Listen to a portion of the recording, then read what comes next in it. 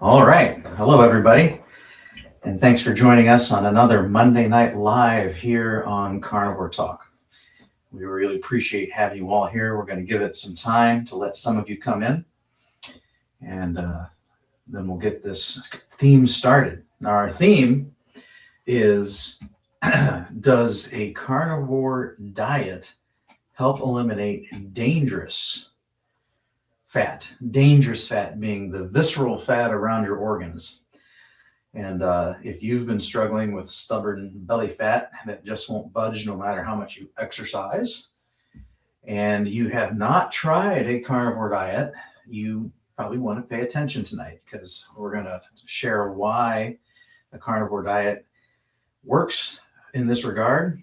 And usually the people in the chat are very generous in offering their success stories. And if you have a success story that you'd like to tell online, remember on Monday nights, you can join us on screen also.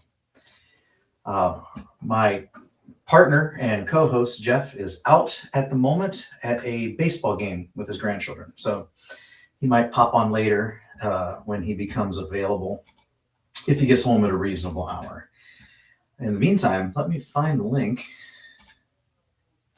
I'm going to post this over in the chat, which is streaming to X, YouTube, where the majority of you fine ladies and gentlemen are, and then also on Facebook. So there's the link.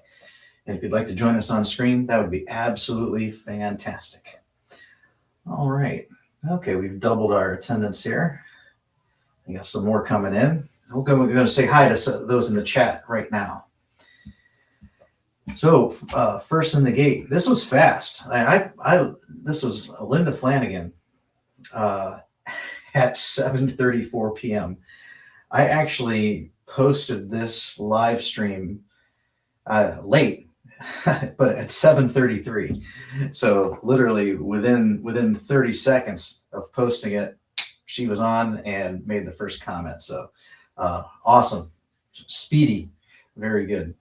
I had a long day today, working about an hour away, and I didn't take my trailer, so then I had to throw everything in my truck. When I got home, I had to get everything out of the truck and into the trailer, and then come up here and try and whip up a thumbnail real quick, which hopefully is appealing enough. Also, we have Linda McDaniel says hi from Michigan. My neighbor to the north, good to see you. Let's see here. And here is Geezy, Jeff. He was at 7:37, said howdy y'all. And again, he's, he might not be actually paying attention currently because he's at that baseball game. All right. Uncle Charlie says, I heard Geezer was in the hospital. What is going on? Is it from his stem cells? Okay, so that's going to be his story to tell. And so maybe when he hops on later, he'll be happy to tell it. I can say it has nothing to do with the stem cells. So it was completely unrelated. But he is doing just fine because he's no longer there. He's at his daughter's baseball game having a good time. So he's doing okay. All right. Let's see here. And Brian says, yeah, Jeff, good to see that you're posting. Hi, Linda and Uncle Charlie. And Jason 916 says, Jeff, praying hard for you, brother. How are you doing? And Jerry is listening always intently from work. Well, I hope work is going fine for you tonight and everything is going well. And we have Isabella Goyer from Montreal, Quebec. Hello, good to see you. That's our neighbor to the north as well. So very nice. Bacon Runner says hi to everyone in the chat. And says I could join the panel here one night if I quit putting PJs on super early. Well, you can get on with your PJs if you want. That's completely fine. There's no dress code on Monday Night Live. All right. In fact, maybe in the future, I'll just put on some PJs and do this that way to make everybody comfortable. Yeah, Jason says PJs are fine. And Sandy's inquiring about Jeff. He's doing good. He's back home. He's at a baseball game watching his granddaughter play baseball. Baseball or softball, one or the other. Yeah. Bob, depends on what carnivore community you ask. Some believe excess visceral fat is not bad and actually healthy. And so, yes, I mean, there's true. There's people that believe all kinds of stuff. Let me take a drink here.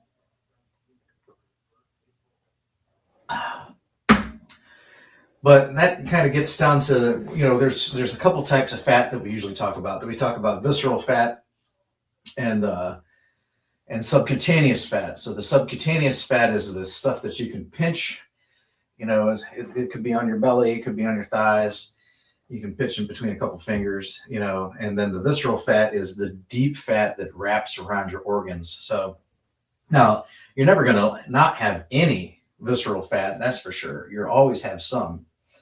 And, but, how much excess, you said excess visceral fat, how much excess you have around your organs, could that matter? I do think so in the long run. If you have a lot of excess, it could potentially spell problems. If you have a little bit of excess, then yeah, you're going to be fine. And we'll get into that too as we develop our theme as we move along here. All right. Brian Dish is here. Says hi to everybody. And we have someone showing up here. Oh, look, I have a guest. How you doing, Kelly? Pretty good. I see you're lone wolf tonight. It may be my end. Hold on. I didn't talk to anybody, so maybe I don't. Let me turn my volumes down. There you are. Okay, how you doing, Kelly? I'm doing pretty good. I see you're doing lone wolf tonight. How's Jeff doing? Jeff is doing good. So yes, he did have to go to the hospital for something that he'll be back on to talk about later. And maybe it's his business. I don't want to talk about his business, and it's his story to share. And I'm sure he'll probably share it. So, but we're gonna reserve that for him. But he's back home, doing better, and he's at a baseball game tonight. And awesome. So, yeah, good to hear. Yeah, so he may, depending when the baseball game's over and he's done doing family things, he may try to pop on here later. So, very good. How have you been, Kelly? Well, I'm doing pretty good. It was a little rocky this morning. Getting close. I was supposed to have a doctor's appointment. It was a checkup. I had to cancel it. I also had to wake my daughter up, and we had to evacuate our home. We had a tornado warning this morning at 7 a.m. Oh, wow. So where do you go when you evacuate your home? It's like around here, we go into our basements. Well, my mom has a home next door. The house that mom and dad built, mom lives in the house on the property, and they have a basement. They never do without a basement. So, So that's where we went. Luckily, we didn't have to go inside. There was no they said there was a tornado touchdown probably further down, further to the east, but I saw that sucker come in. It was like you can see it really dark and then light at the bottom, and then it went through fast. Next thing I know, whoosh, there was a curtain of wind and rain. Mm-hmm. Well, how exciting. What a way to wake up. Yeah. Yeah. I always heard that because whenever we have bad weather, and my wife and kids we're never too keen on this. I always put a chair on the back porch and I'm like, oh, watch it come in. I love a good lightning show. I love the chaos and everything. And but I always heard that right before the tornado hits, everything gets real calm. And we've had that a couple times, but usually the storms come around, it's at night, and I can't see if it was tornado or not anyway. Yeah, there's a few times I think there was a couple times in the past 6 or 7 years we had to evacuate, go over to mom and dad's house. And then there was the one time, 1 o'clock in the morning, go evacuate, go in the basement. Yeah. All right. How exciting. Anything else new besides fighting the weather? No, not pretty much. The weather's now finally nice, and then of course we had a really good fundraiser for our mission trip coming up. We did a pulled pork fundraiser where you can buy pulled pork or pulled pork sandwich or pulled pork dinner, which just like we say, duck food with Mhm. the good meat on it, but it was all for a good cause. We just in the cash alone, we raised $2,217 in 2 hours. And then I don't know what the Venmo part is. So I'm hoping I hear from, the guys in charge. Mhm. All right. Well, very nice. Very nice. And the pulled pork was good. How much now was there a goal? Were you trying to reach a certain goal? Oh, our goal is to keep our costs down because we want to keep the cost for the volunteers down to 350. That's including the not overnight stay at a hotel in Lawton, Oklahoma, where we're going to stay on the way down and on the way back. But we have to raise $11,000 for the home, and I know they did a pie auction. They also, I don't know if they're doing the envelopes, so they also did Venmo. And so I think we're getting close. I'm hoping we're getting close. And I know there are some pretty good donors. So I'm hoping that it'd be good because otherwise it'll be a lot more for us to do. Mm-hmm. All right. Very nice. I see that Jeff made a comment here, so let me work my way down to it real quick. It's not. We got a Target Prime Rib, by the way, here. Says hello. Good to see you, Tom. Just turn that camera on and join me on screen.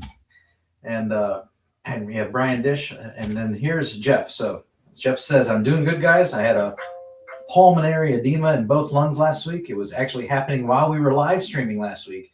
That's why I had to leave early and go to the ER. So that's why he was in the hospital.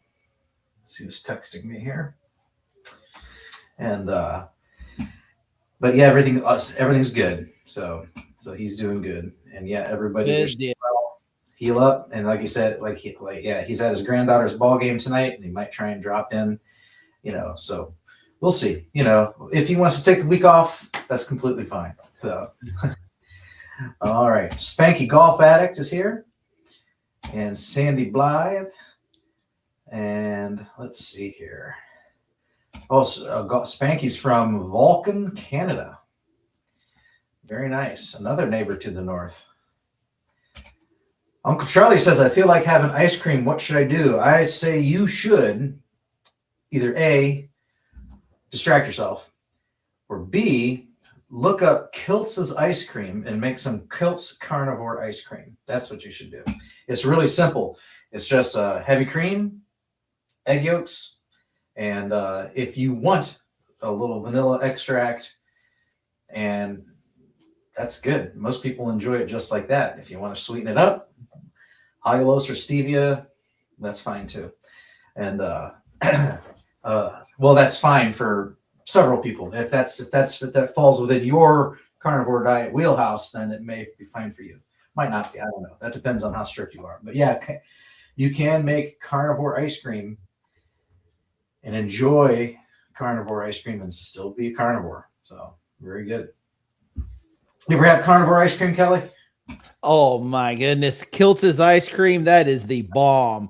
Last time I made it, I boo-booed and I ate the whole thing, the full recipe called for a quart of heavy cream, 5 egg yolks, and I did a teaspoon of Mexican vanilla, and I drizzled a little bit of honey on top of it, but I ate the whole thing. I'm like, nope, I'm not going to eat this for a while.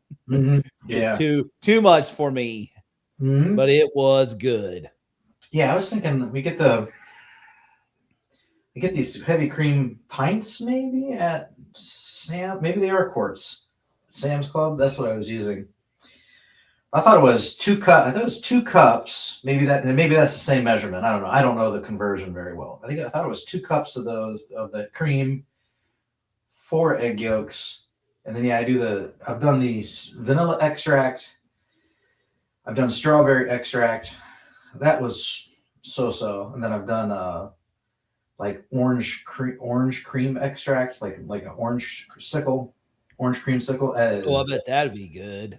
Well, so if you like it, one of my kids wanted that, so I did it. I don't care for orange creamsicle stuff, so I was kind of eh.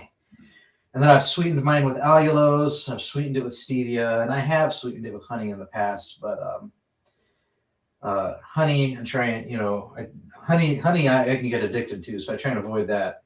And then every once in a while, I like to get honey in the comb.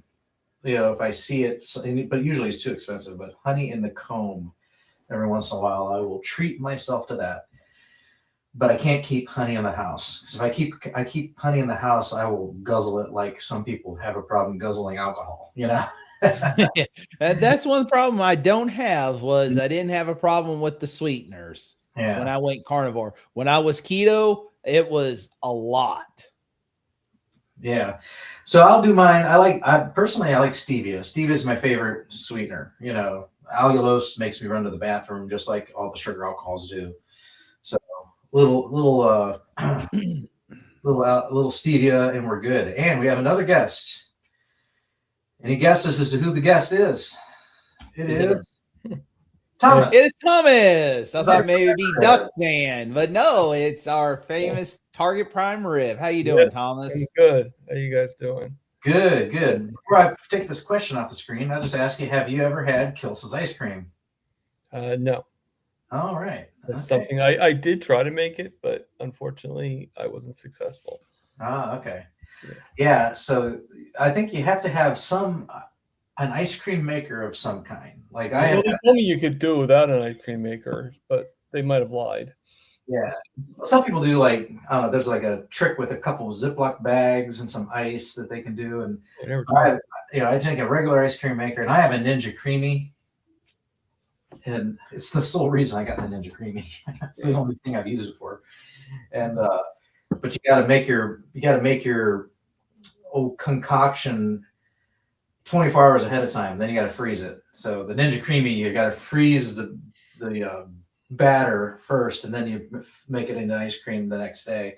Whereas in the regular ice cream maker, you can make it, put it in there, and it starts churning, and over the next several minutes, hour or so, it becomes ice cream. So if you're craving ice cream and you don't have a batch already frozen from 24 hours or more ago, and you have a Ninja Creamy, you're kind of out of luck, because you gotta wait 24 hours. Right. Yeah. I got the Cuisinart ice cream maker. It's the same one that Kills had in his video. So I just went ahead and purchased that and used it. It worked out pretty good, where you just mix the mixture, but you have to put the bowl in the freezer 24 hours ahead of time before you do the actual making. And I learned my lesson about it. You want to turn on the machine before you put the mixture, and otherwise it will freeze instantly and they'll turn. Oh, okay. Yeah, no, I can get that. I get it. All right. We have Steadfast is here.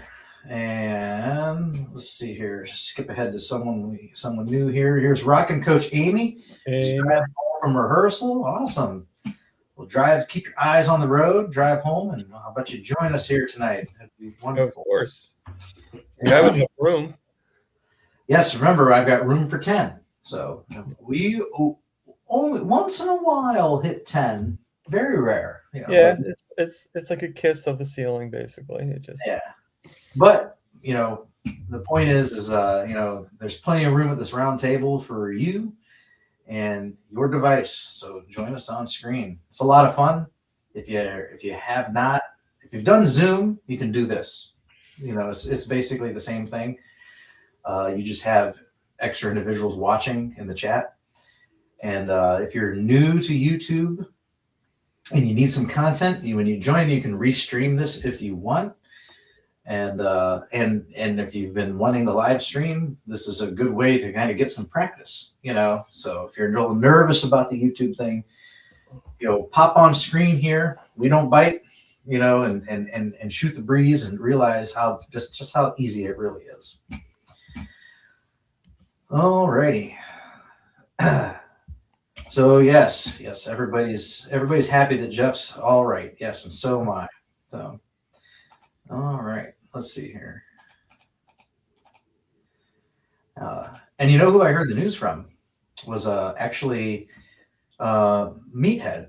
So That doesn't shock me any. yeah, well, no. He called me, so they kept in touch, and he called me to let me know that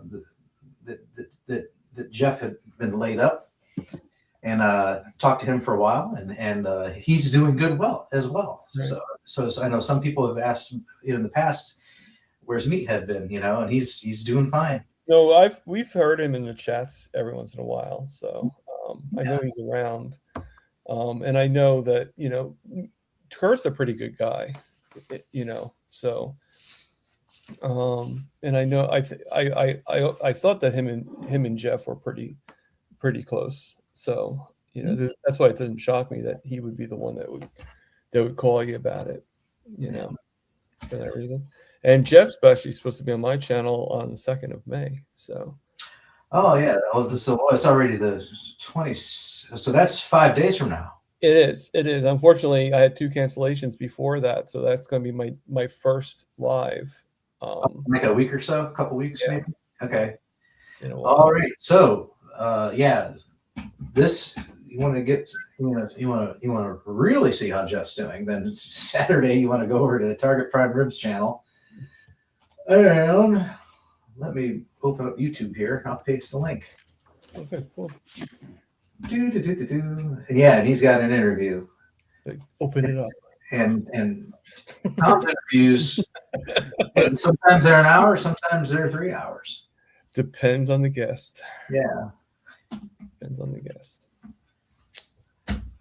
Yeah, I had Mr. Potato Head on my live yesterday, or in my live chats, and of course he had to go into some of the things, with John, a carnivore teacher. It's like, yeah, I know he's gay, but who cares? And then he goes on and Mr. Potato Head.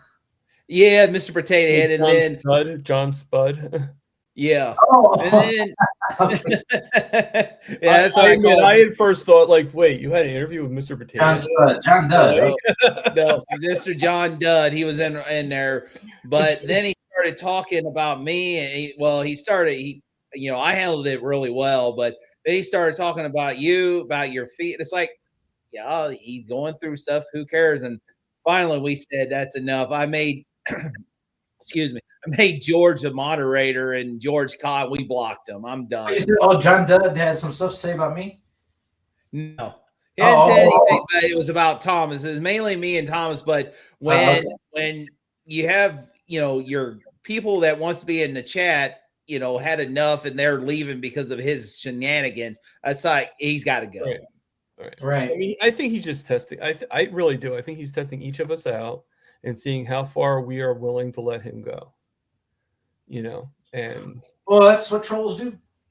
I mean, he's a little bit like step up from a troll, but in the way most trolls will stop pretty quickly. He was saying he's testing out all the results. He's saying derogatory things about John Laspina? Is it or yeah, well, he did it on because on Rick's live, he said the same question and saying you'd be pretty upset. He said the same thing with Rick, and Rick just shut him down with that. Rick hasn't banned him yet, but then like yesterday, he asked the same question, and it's like, I don't care. It's none of my business. That's his life. We're not, not here to talk about our personal life. We're here to talk about carnivore and talk about other things, not being a troll. Well, he actually came the other day on Grandma's channel.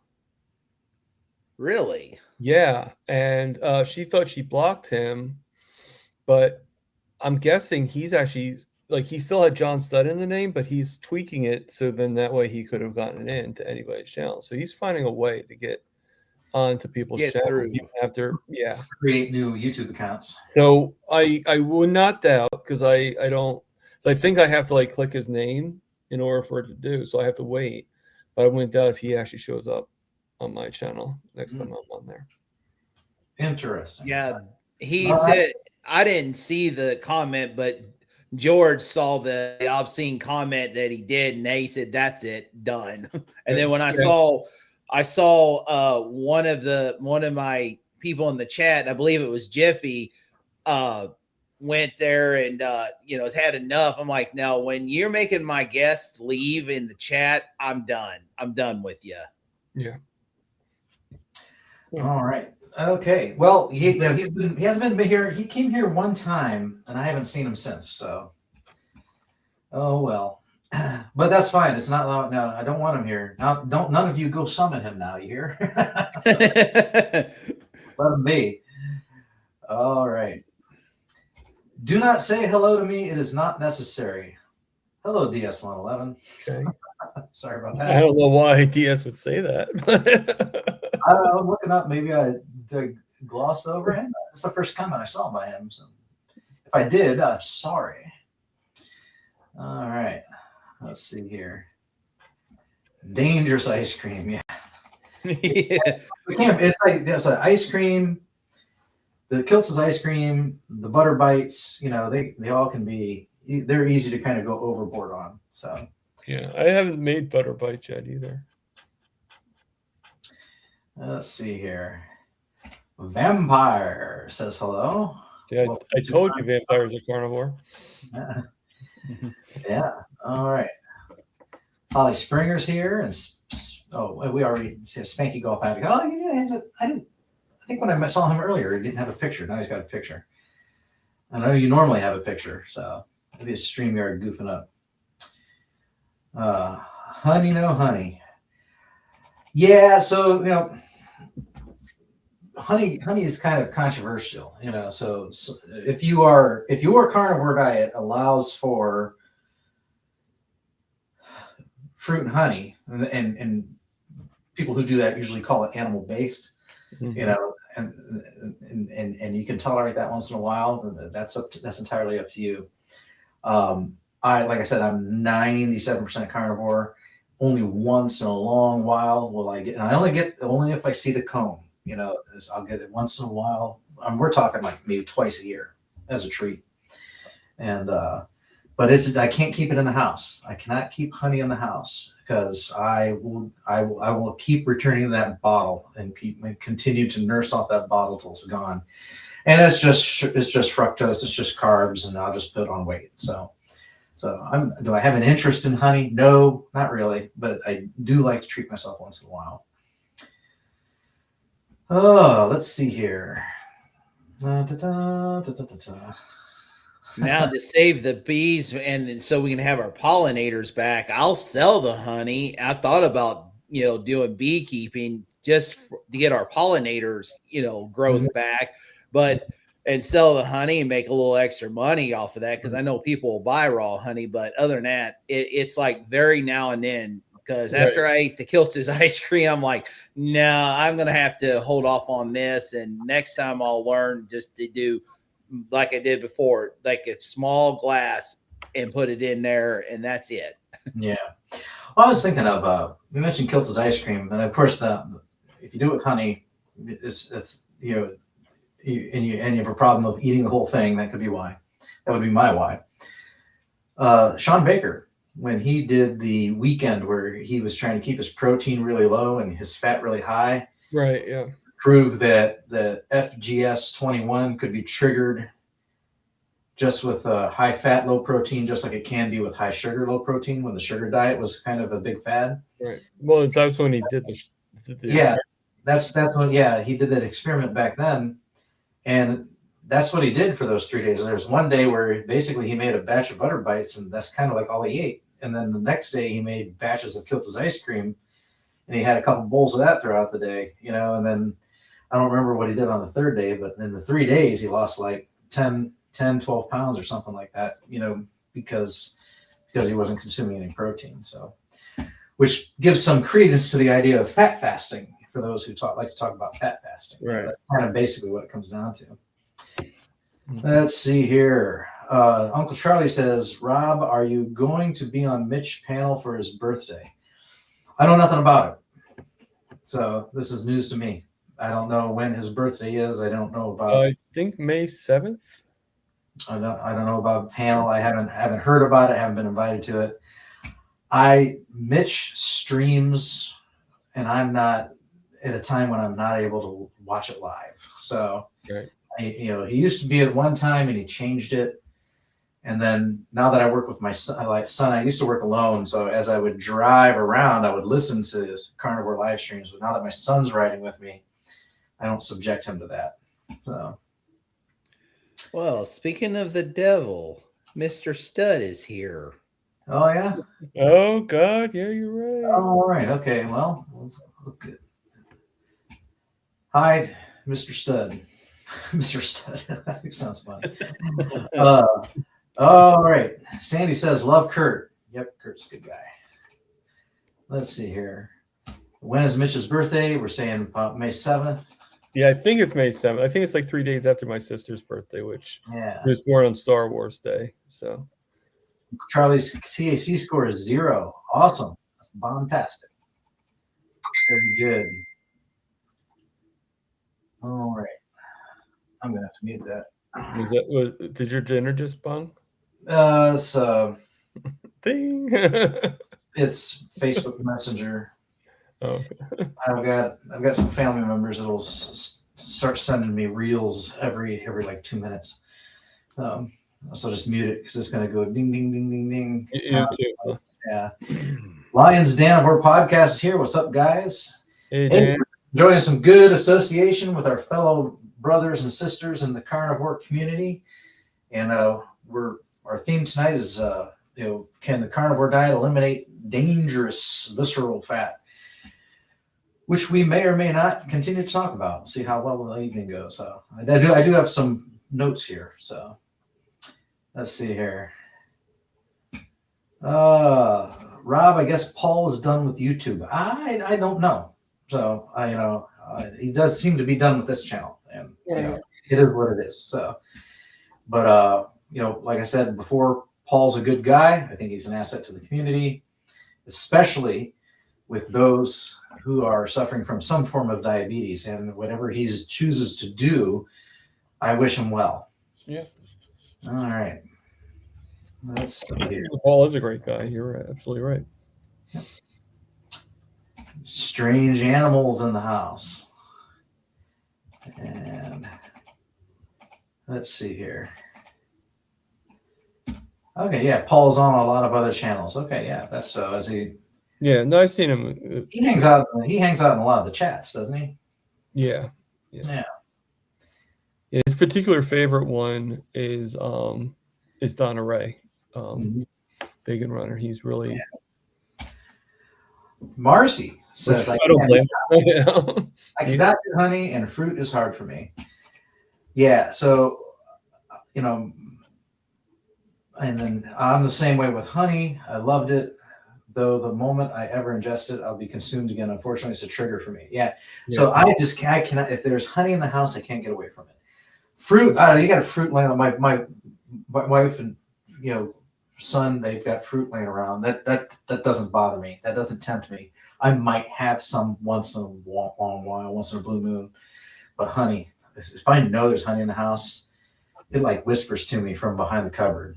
I walk through the room and it's over here. It's tempting. I get it. Yeah. So can't keep it in the house. Yeah. John Stud, you're a popular guy. We've been talking about you. Kelly, if I had Dr. Robert Kiltz's money, I would donate you $5,000. All right. What? Yeah, right. But all what? Right. Yeah. Go start working for it. All right. Yeah. Bob, do you have a coffee link? Oh, buy me a coffee. No, I don't actually. I've thought about it. I have. Like, you have one, Kelly? Yeah, I got one. Yeah. So I had to try to figure out how to retrieve the money off of it, which I figured I had to go onto the computer, not my phone. Yeah. I mean, I just recently got a huge somebody just gave me a whole bunch of coffee, and which I won't name names, but it takes it goes out every Wednesday, right into your account. So you just have to open connect your bank account to it, and it'll go right to the bank account, basically. So, yeah. Yeah. So no, I haven't had a buy me a coffee yet. There's some things that I was working on, like a merch thing, like 9 months ago, and then I just kind of got distracted and forgot about it. Rick I'm not in this for the money. However, I do offer like a channel memberships. I haven't really done anything special for them yet, but there's like a 99 cent. I think it's 99, 199, and 3.99, or 199, or 99 cent, 2.99, and 4.99, or something like that. So the idea of the 99 cent one is like, yeah, that's how buy me a coffee, subscribe for 99 cents a month or something. And I've got a handful of supporters, so, but this is kind of more of a labor of love thing, I work in construction. Yeah, I'm not expecting to get rich off. I'm not expecting to get rich off of this YouTube thing, but if a little bit here and there will help supplement, supplemental income, a little extra, I'm fine with that. Like I have members, I can do memberships now on my channel where it's like $1.99 is where I set it at. Mm-hmm. Yeah. Yeah. So I got a 99 cent one, I think a 2.99 and a 4.99, and YouTube breaks 30% of that off the top. So right. That's why some people go with the buy me a coffees and some people go with the Patreon and stuff like that. Yeah. Well, I had to buy me a coffee way before I even did the memberships. Yeah. My first thing I had, So if you want to donate, you can do that. If you want to donate, you can just do a super chat and during any live if you want. But like I said, it doesn't matter. It's a labor of love. So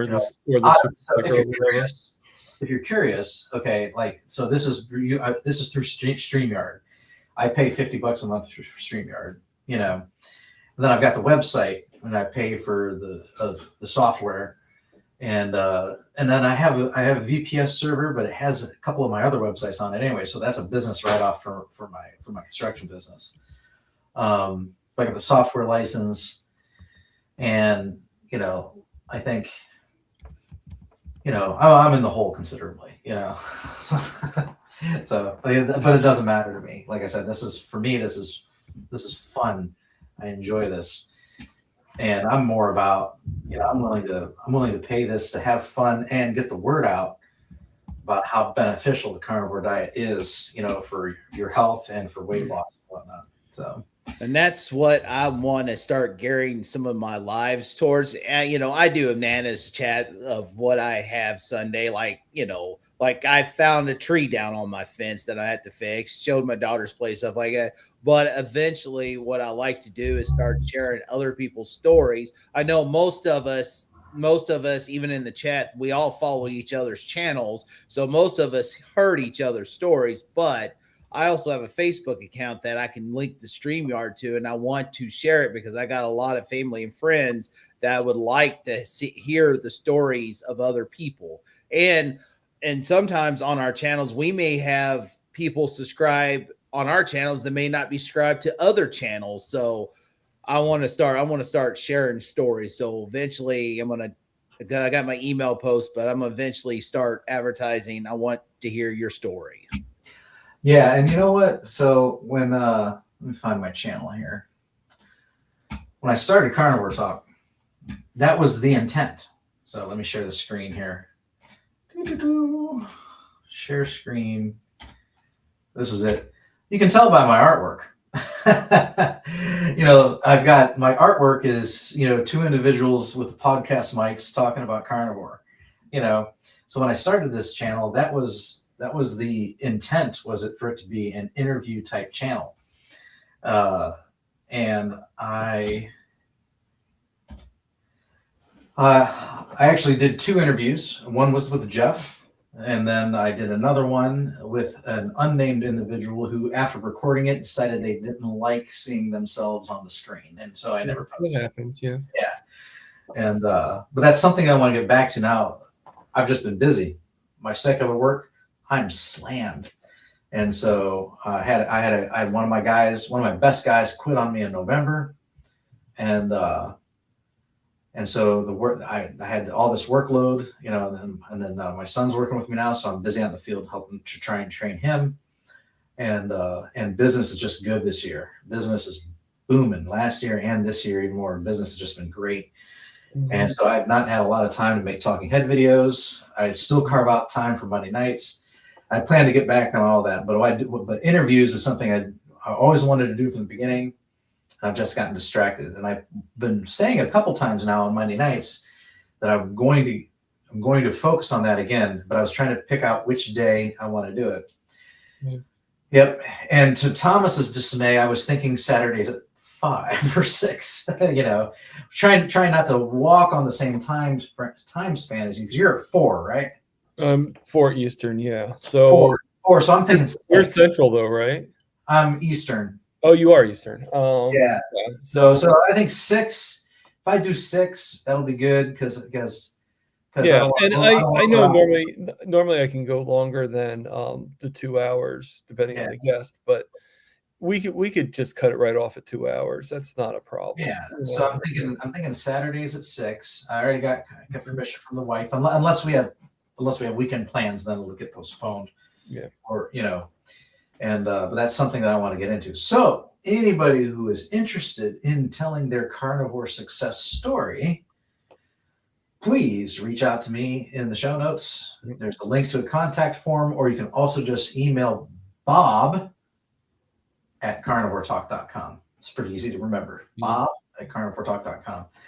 And we'll get you on the schedule for a Saturday. Now, I also thought, do I want to do, it'll be your choice. Do you want to do a live interview where I think that should be really I think that should be your choice. Yeah. Really, that's the other thing that I've decided on. Do we want to do live where we involve a chat community with some potential questions from the audience?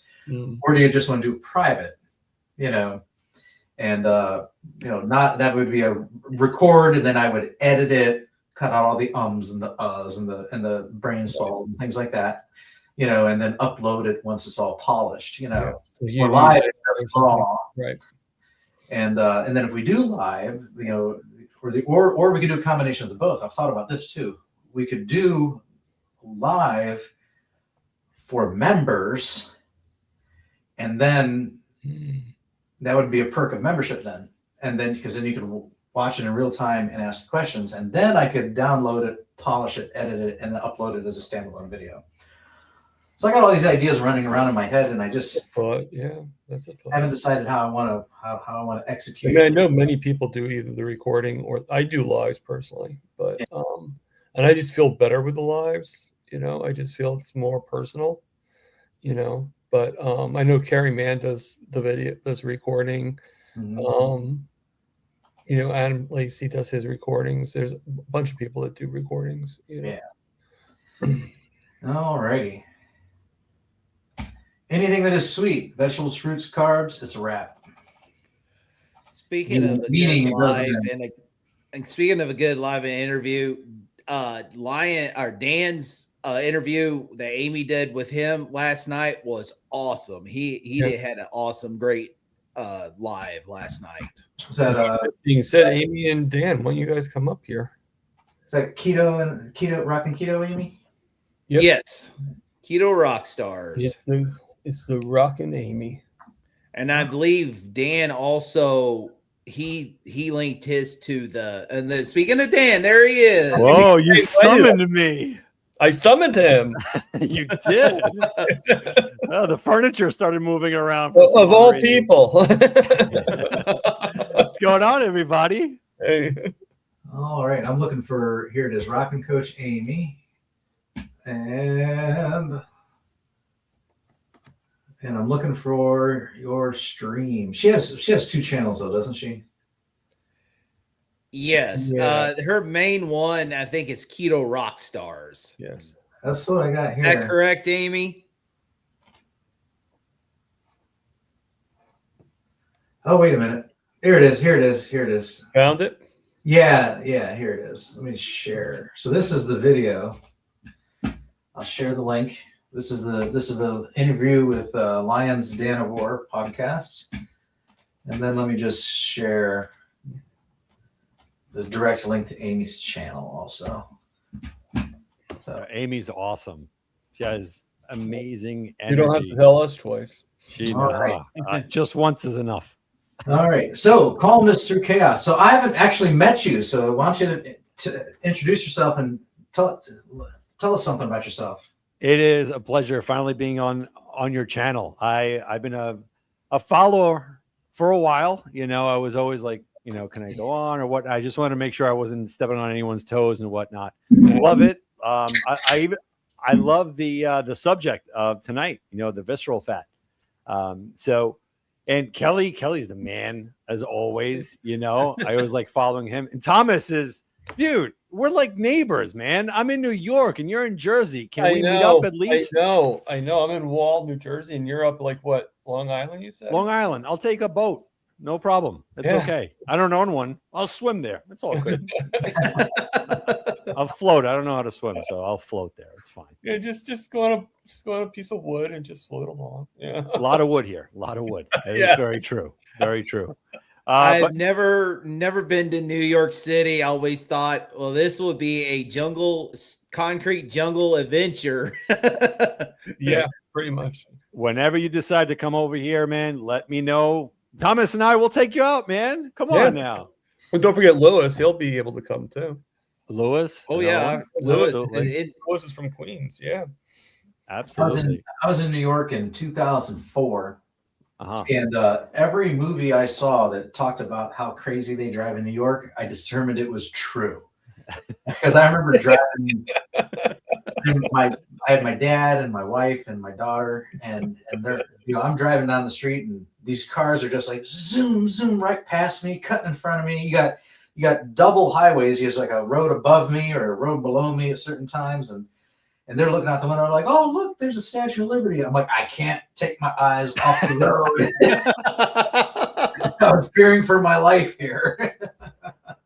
It gets better on Carnivore. It definitely does. It feels like Neo in the Matrix when everything just came together. Like you're stopping bullets everywhere. So it's a game changer.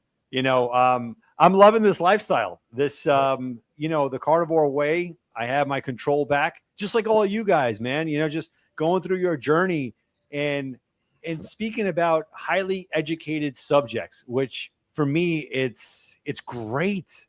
I love surrounding myself with individuals highly motivated to get to a certain destination, and that is finding new epiphanies. And I love that. So kudos to your channel, Bob. Like, love it. Love it. All right. Well, thank you very much. I appreciate it. And let's see here. I'm going to look you up here. Lions Danivore. Your name wouldn't be Dan, would it? No, it's Avor. I'm joking. You know, Bob talking about was. driving in New York. You know, I had that same experience. My first mission trip build in El Paso, we end up having a what was it? A hub bearing assembly went bad on the trailer just right when we just get into El Paso, Texas. And so we were done. So I was one of the drivers of the van, and we're going to take a shortcut across over a mountain. And one of my brothers in Christ, good friend, he was saying, yeah, look all that. I'm like, yeah. And I'm had my eyes focused on the road because it's like, I don't want to crash. It was pretty high, and there was, you know, you can see the drops. And like, no. It's crazy, right? When you're driving and there's just so much to look at, when, especially road trips and whatnot. You want to like turn your head a little bit, and I'll do it from time to time. But as a dad, I think right away, what if I don't look back at, you know, where I'm looking at? God forbid something happens, and nothing's going to happen. It's just you think about all these things, and you know, when I'm driving, it's okay. Like I could look. But like when my wife is driving, I'm like, no, don't look to the left. Don't look to the right. Look straight. Right. You know, my hand is already on the emergency brake, and I'm on the passenger side. Right. And you have that fake pedal too. That yes. And my wife is a What are you great moving your driver. leg for? Exactly. Sounds like Interstate 70 through Missouri. And now they're not only that, they're going and widening it. And so a lot of times, if I got to go to St. Louis, which I'll be going to St. Louis to the Mills Awards Friday. So I go across country from where I live to get to the interstate. But once I hit that interstate, I'm like this. Yeah. Because it is bad. How are you Funny guys with story, coffee? I actually went to New York at 16 for New Year's Eve. Oh my gosh. Yeah. How was your experience? It was interesting. Didn't do it again, but we had it was like super crowded. It was like weird. It's like I went to me and my friend and his sister went into a Burger King, right around 8 p.m. Come out, and there was like no one there. It was like hardly, well, for New York, it was like no one there, Come out, and it's so tight. Like it was like everybody was like moving around like this, like on top of each other. Yep. It's like they came out of the ground. Right. And not funny, but somebody actually dropped a bottle of beer on the ground, and it sounded like a shotgun. Oh, because it was just like everybody was so close, and it was just like that sound, just So it was kind of an interesting. And I'll be honest with you, we hardly saw the ball with all that crowd and everything like that. We saw where it was at, but you couldn't really see it. So we were like, okay, this was an experience. We're not doing this again next year. Amy and I, we were talking about that yesterday, and she brought up a good point. I've never gone to like the New Year's Eve thing. At the bathroom, yeah, good thing I had a good bladder. You hold it, Oof. And if you have to go to the bathroom, you just wait until you get to the train station, hope and pray that you don't have to worry about that. It's true. Well, that's New York for you. Yeah. you just hold it for the 12 hours or whatever it takes to, That's where I would be doing mostly a dry fast, and if I have water, I'd be just doing a light sip just to get my mouth moist. Unfortunately, Lois, at 16 years old, I would not think about doing an adult diaper. I'm sorry. That just would not be in my wheelhouse. So this is an article in the New York Times. And this is kind of what inspired my theme for tonight. Kennedy says that the carnivore diet can eliminate dangerous body fat. And it says that he claimed in a video on social media, which was on X, by the way, that the diet could quickly eradicate visceral fat, which accumulates around the organs. Is that true? Now, the article, of course, is, a little cynical. Right, but in his tweet, which the article cites, it says that he had an MRI, revealed that his organs were covered in visceral fat, and he had a doctor tell him to go on a carnivore diet. And within 90 days, he reduced it by 40%. And he says now it's down to the first percentile of visceral fat. So very, very little visceral fat, he claims, today. And then it goes on to talk about what is visceral fat and why it's bad. So, and every time there's an article about the carnivore diet or in conjunction with RFK Jr., it's usually met with a lot of criticism. But I still have some visceral fat, but I've lost a lot of weight on my carnivore diet. I'm 60 pounds down, and I reached my goal weight. I need to get this article off the screen here. Hold on here. And many people have had the same results also. Dan, what was your motivation for starting a carnivore diet? I had a health scare about 2 years ago. And all the excuses that I had back then, they all vanquished. They just went out the window. And make a long story short, my brother was into carnivore, and me and him, we're like we run on parallels.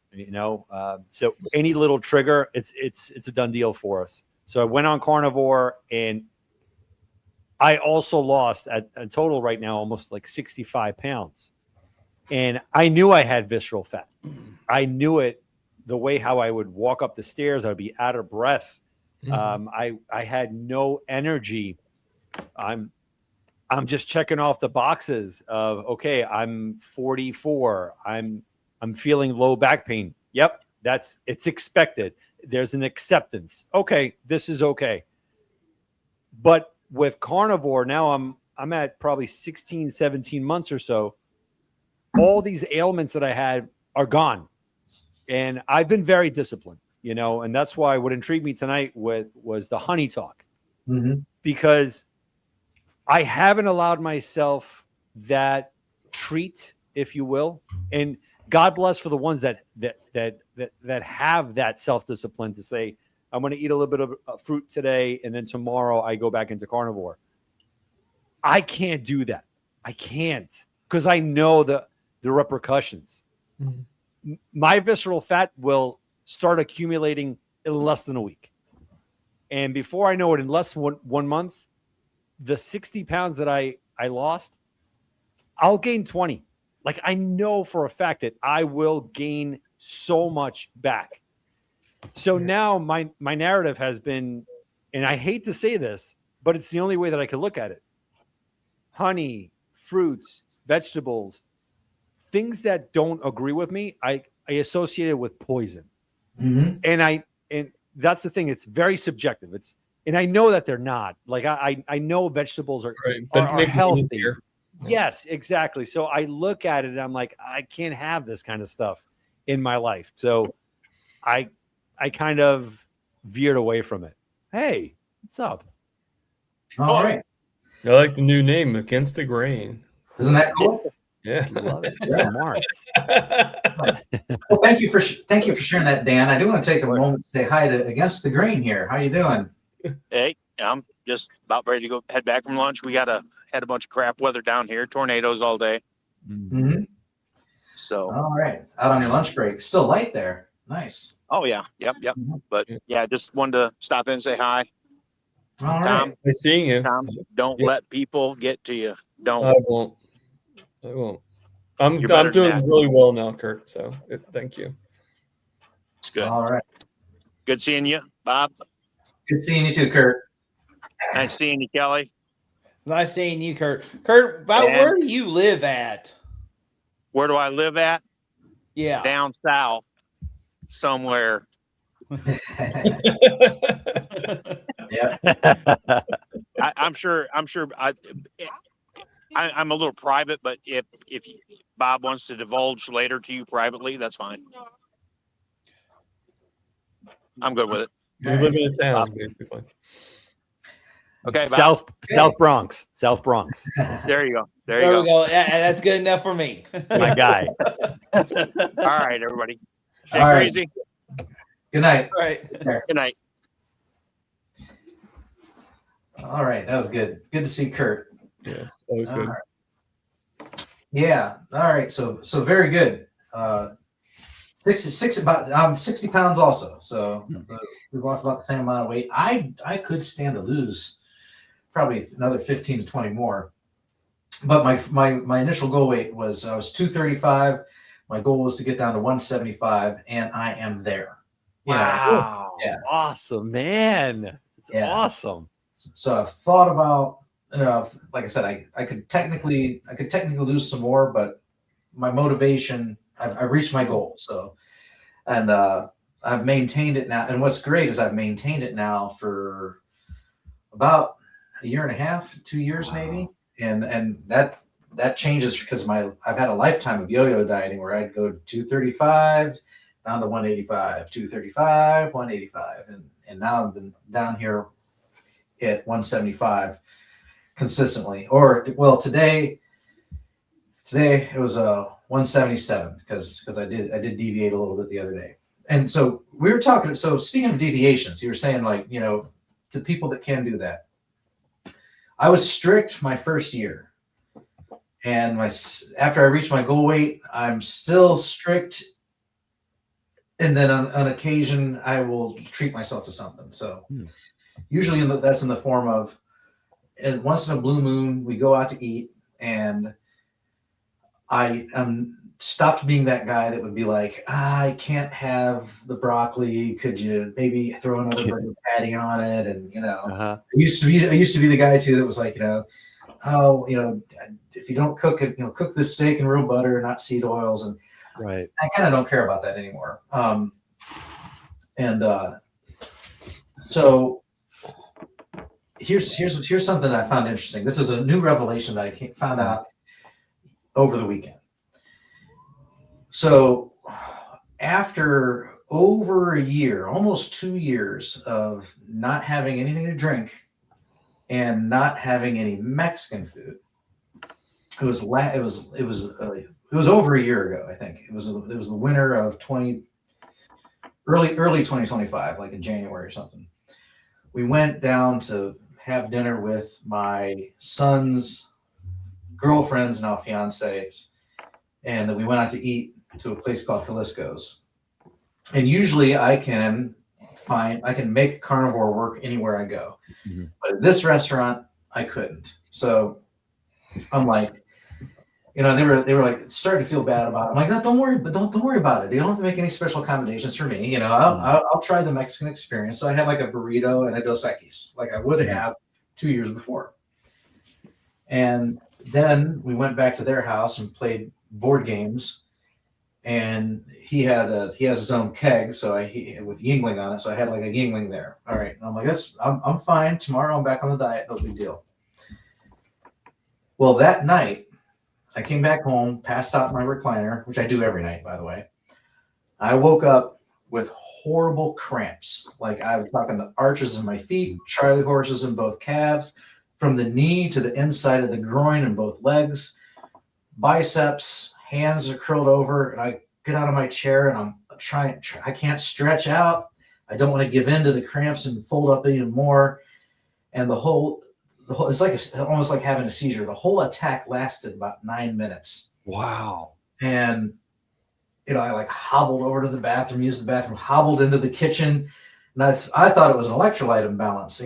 My mind's going like what's going on? And I mean, I almost woke my wife up to take me to the hospital. I was in so much pain. And I was taking like keto chow daily mineral shots, and and trying to, and then it finally it abated, and I was afraid to go back to sleep after that. And I thought, wow. And I have late stage 4, early stage 5 chronic kidney disease. Okay. Mm-hmm. So I thought, wow, I can't do alcohol anymore because there's no way it was the food. That would be absurd. So alcohol is a poison. So I was like, man, I can't drink anymore. And then, so maybe 4 months later, we are at Mexican again. Okay. And I deviate on my diet, but I don't end up ordering alcohol. But my wife has a margarita, and I have just a couple sips of it, and I have an attack that night too. And I'm like, I can't believe this. I can't even have a little bit. There's no way. And we went out again, and she had like a frozen soft serve margarita, then she couldn't finish it. So I'm like, we'll give it here and I'll finish it. And same thing, had one of these attacks again. And this time, like my son, I fell asleep in the chair, and then my son and my wife were still up when I had the attack. So they got to see it for the first time. They're like, oh my gosh, is there anything we can do? I'm like, no, I just got to wait it out. But then, like, occasionally we go out for open mic or karaoke, and I might have like a shot of bourbon or like a rum and Diet Coke or something, and I'm fine. So I started theorizing, like, I wonder if it's something specific about tequila. Mm-hmm. Well, Saturday, we went out for Mexican food. And here's Rick. Let's see here. Add stage. Where you at? There we are. Hey, little Rick. Yeah, Rick is in the house.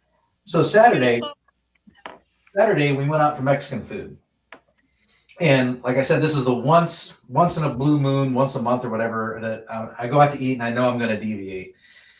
So, but I was like, I ain't touching a drop of any alcohol tonight, because forget that. I don't want that to happen again. So I had some chips and salsa. I had my Mexican food. Now they have a dish there that's actually really nice. So because I can not eat the rice or the beans or the tortillas or anything, and it's just like shrimp, chicken, ribeyes, and I go home and we're watching a movie, and all of a sudden I feel the cramps coming on, and I had to jump up and stretch out. I'm like, I don't believe this. And I'm like, oh my gosh! And I ended up having another little cramp episode. I laid down on the floor, and I was petting the dog and the cat, and I couldn't get up. If I tried to put any weight and pick myself up, the cramps would come on. So I was stuck on my own living room floor for like an hour and a half until I was finally able to pull myself up and walk around without cramping up. And I did not have a drop of alcohol. And so I'm like, oh my gosh, this makes sense, because I don't have this issue at karaoke or open mic. I've only ever had it, and I thought it was tequila. I've only ever had it when we have Mexican. It's the food. Right.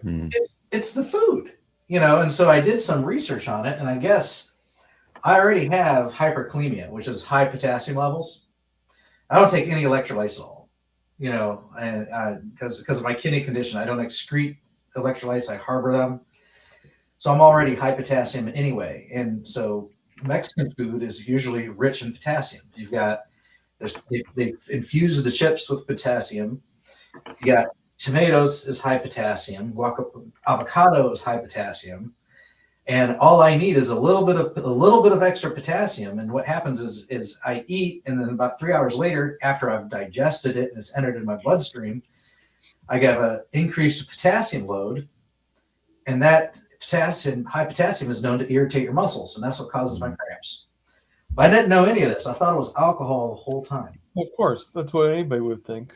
Right. So what I've learned is, A, I can drink.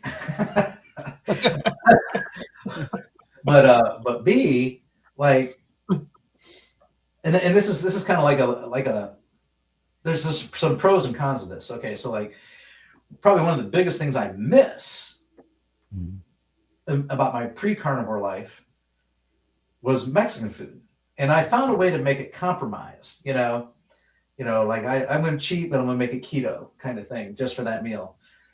But now I have an excuse, like, hey, you got to keep me out of the Mexican restaurant. Right.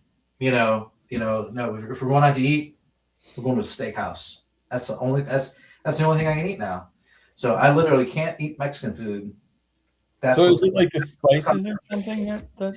Well, it could. So it could be high. It could be high salt, high potassium, and I don't think it has high salt because my sodium levels in my blood usually run low when I do a blood lab, and I salt the taste every night. I have a steak or burger or something. I salt the taste every night, so I don't think sodium is an issue. No, it just makes me wonder, because I know Mexican food can be very highly seasoned. Yeah. So it makes me wonder if you didn't do the seasoning, would the foods be as effective? Yeah, I think potassium overload, I think, is the key for me. Now, now the rest of you, like avocado or something like that. Yeah, the rest of you carnivores don't have this issue. In fact, you're taking electrolytes every day because you're struggling to get enough potassium. Right. You are the other way around. I'm the other way around. Right. And yeah, so that was fascinating. So now Mexican food for me is poison. So, Bob, was it the same? Was it this reaction to one of the plant toxins? Right. Was it the same Mexican restaurant, or were they different? Different. So it's Mexican food in general, then. Okay. Yep. And the food, the foods that you were eating, did they have vegetables in there as well? Yeah. So the first time over a year ago, like I just had a flat out burrito, whatever we had, and then that's the one we were with the other girl's family, and I was like, don't worry about it, I'll just eat a burrito tonight. And but usually when I go, there's two places locally I go, and one of them they'll usually have shrimp, chicken, and steak. They got all three meats, it'll come with a side of rice and beans, which I don't touch, and then it'll have like a guacamole salad. So it might be some lettuce, sour cream, avocado, and pico, tomato mix. Okay. And then if I show up starving, I might eat some chips and salsa. But like I said, this is in the last year. This has probably been 5 trips to the Mexican restaurant. Over the course of the whole year, and every time. And here I kept thinking it was like, wow, all I had was a little sip of the wife's margarita. And I just instinctively thought, well, the alcohol's poison, so that must be it. And I've got bad kidneys. But no, it's not the alcohol at all. And to test that out last night, we were out in the son's girlfriend's neck of the woods, like an hour away from here, but they wanted to go shoot pool. So we shot pool. And I had a drink there, and then came home, went to sleep. Again, no issue whatsoever, because this just reinforces the idea that it's not the alcohol, it is Mexican food. Here's another question I have: is it possible that these 2 restaurants, both of them, cooked it in seed oils? I still eat seed oils from time to time. So, is it possible? Yeah, if it's an overload, that might be a different story. If you're just doing it occasionally, that's one thing. But Mexican, they might like really soak it. Yeah, it's possible, but I don't think. But there's nothing in seed oils that's going to cause me to cramp up like that.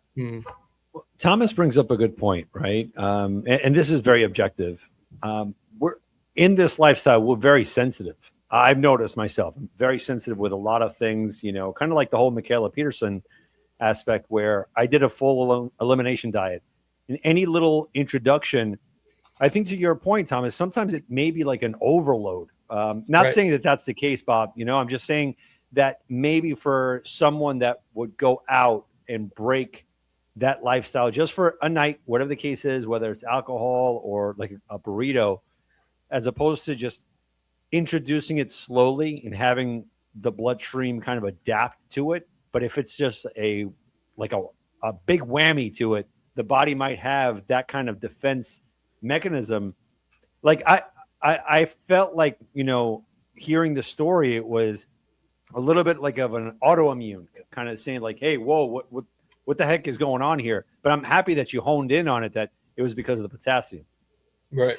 Yeah. And I mean, potassium is high potassium is known to irritate muscles, and then too high potassium stops your heart, Right. So mine's at my blood potassium's averaging like 6.2, 6.3, and I don't feel any heart palpitations that they say that I might be feeling once you hit over 6, and then you get over 7, that's dangerous. That's when your heart could actually stop. And but that's I did some research on it, with the help of AI and stuff, because I'm like, I thought it was the alcohol, but it could be the food, and that's the answer returned. Yeah, it could be the food, and it said it was probably potassium or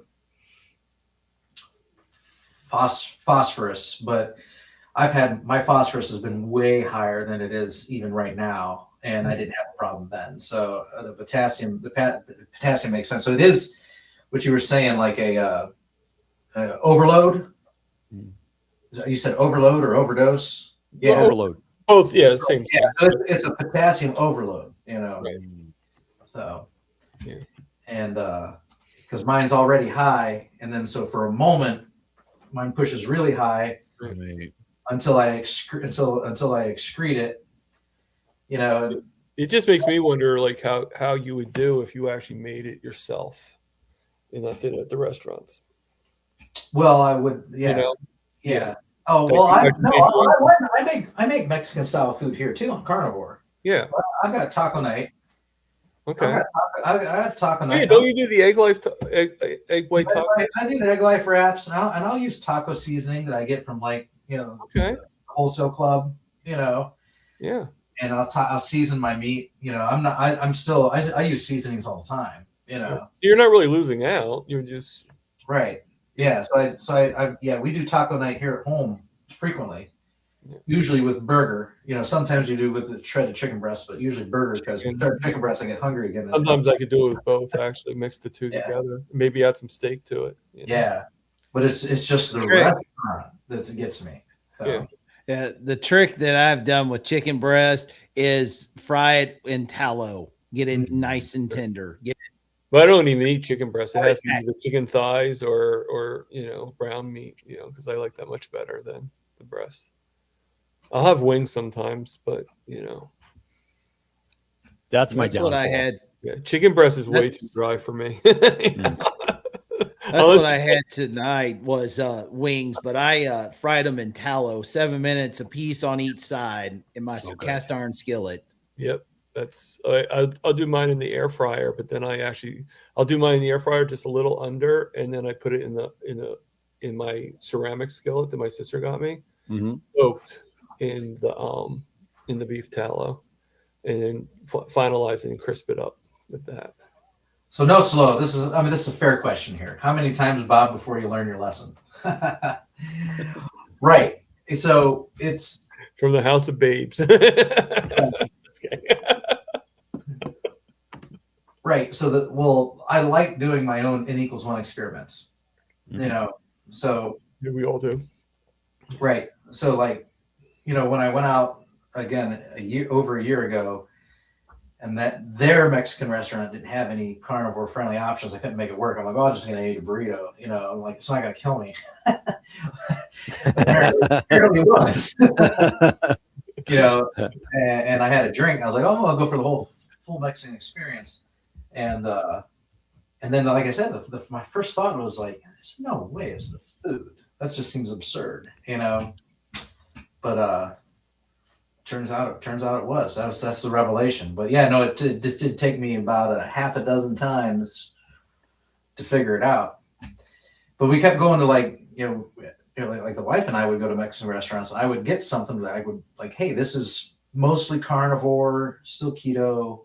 It's not like I have a few chips all the time or something. But I'd still have that wake up with this like cramp attack, and I thought it was the alcohol, but now I've proven that wrong, and I've tested it. And I think we all would have thought the alcohol in the right get-go. Yeah, because that's usually what's considered the cause of anything. Really, think about it. But yeah, it's cool that you did the deep dive into it. All right, hey, so Rick, how you doing, Rick? The duck man cometh. Got no volume, Rick. Did Milton take your throat? There it is. Got your tongue. What did you do, Milton? Why do I have no? Yeah. Oh, now what? Yeah, I made it. All right. Well, hey. Get your microphone up to your mouth. Oh, wow. How long has it been hard to hear me, guys? What would you do without me? Should be working. No, it's working, Rick. Taking the notice. Oh. That's funny because I'm staring at the screen with two other people with microphones on their mouths. So, Rick, how you doing? You've been waiting so patiently. Yeah. Well, I've been busy, trying to get all those little jobs, and then we had our get together, my friend's place. So we had a challenge to see who could eat the most meat. Well, I can give you one guess who won. Rick. It was him again. The problem is that I'm so full. I feel like I'm carrying around. Well, I'm probably got 5 pounds of meat in my stomach. We hit the 4-pound mark and everybody else tapped out. So I kept eating. I don't even know how much I ate. When I came home, I felt like I was going to explode. So now I'm here. Now my phone's ringing. My friend was congratulating me. I got somebody else bringing me a car to fix. The phone just doesn't stop. It's crazy. So did you have friends that actually made it to 4 pounds with you? My one friend, yes, he made it to 4 pounds. The problem is, I think he got sick. I think he feels like throwing up. Yeah. You ever have people ask you if you get the meat sweats? Someone asked me that the other day. If I eat a lot of meat, do you get the meat sweats? I'm like, no, I don't think I've ever had meat sweats. So I get that if I eat too late. I'll be up at 3 a.m. sweating. Oh, well, yeah, that makes sense. If you eat a lot, because you got all this energy. That's the problem. Yeah. So probably tonight I'll be up at 3:00, and but I'll just turn the air conditioner down to 63, and that fixes the problem. All right. Yeah, you talk about meat sweats. It reminded me of that John Candy when he was eating that big, that big, huge the big steak, 96 ouncer. Yeah. I was sure that 4 pounds was my limit, but I kept it. It was tempting. I kept eating it. I shouldn't have. You're determined. That's what it is. You're I determined. feel weighted down, and when I stepped on the scale, I gained 5 pounds. So that's pretty good. Well, it's because you ate 5 pounds of meat. Well, that and Like drank a simple little math. water. Yeah, something, you know. But hey, I don't get that much. I don't get that much opportunity to have a beef roast. I've had to cut way back on beef because I'm too poor. But they were cooking beef, and I was like, well, we got steaks, we got Advantage of it. burgers. Keep on eating. Yep. 'Cause Take he's the advantage. My friend always complains about the leftovers. Says they got to keep. They make the food and they got leftovers, and sometimes they buy the meat and it goes bad because they don't eat it. And I said, that's because it isn't my refrigerator. You call me up, I'll take care of it. I know exactly what It to doesn't do. last long enough for it to go bad. No, I mean, there are no leftovers. Open my refrigerator. There's no leftovers in I there. can't. I'm over here. If you look in my freezer, you'll see what's in there. There's a couple of tails hanging down. So you know what that is. How do you catch them, Rick? Like I was meant to ask you. Like they're quick, aren't they? Have you ever watched my video where I caught one? No. Yeah, it's interesting. Oh, I I was gotta riding watch my it. bike and I That's saw an the only word iguana. I could use. It's interesting. I usually just grab them, but you know, I can shoot them with a crossbow when they're far away. But a lot of times I just grab them or I use a net. I got a long net. I run after them. Boom, put it in the net You over keep it in them. your filing cabinet too, if I'm not mistaken, right? Oh yeah, that's a good place to keep them. Yeah. I got an old filing cabinet outside. You can put the iguanas Can you in. imagine it being somebody who opens that filing cabinet up and all of a sudden the iguana pops out? Well, that actually happened one time. That'd be great if the IRS comes. And you're like, yo, it's Yeah. the files Yeah, are in my there. files are right in there. I can tell you a story about being audited by the IRS. And I drove my old rusted out Dodge Charger over there. Then the thing wouldn't start. It burned a bunch of oil. It smoked out the whole building. The fire alarm went off. They started evacuating the building. They thought my car was on fire. Oh my goodness. Needless to say, I've never been, they've audited me, but I've never been accused of any wrongdoing.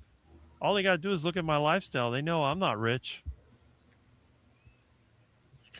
So I went to your channel and typed in iguana, and you've got zillions of videos about iguanas.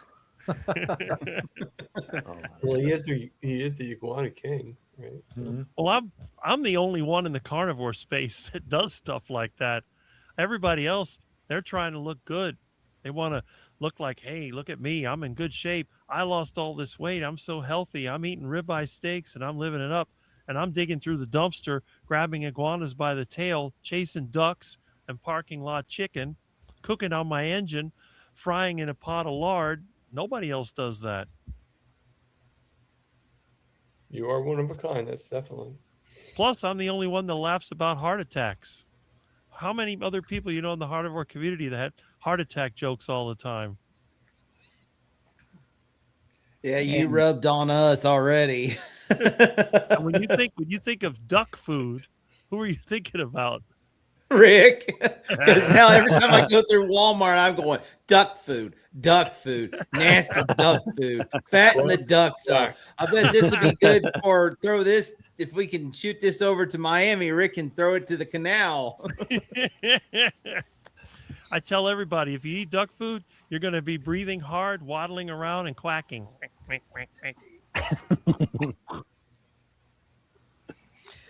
All right. So Jeff, how you doing?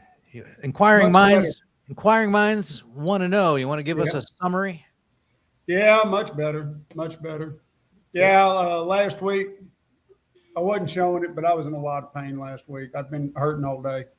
Had a pain up underneath my right rib, and it was getting harder and harder to breathe.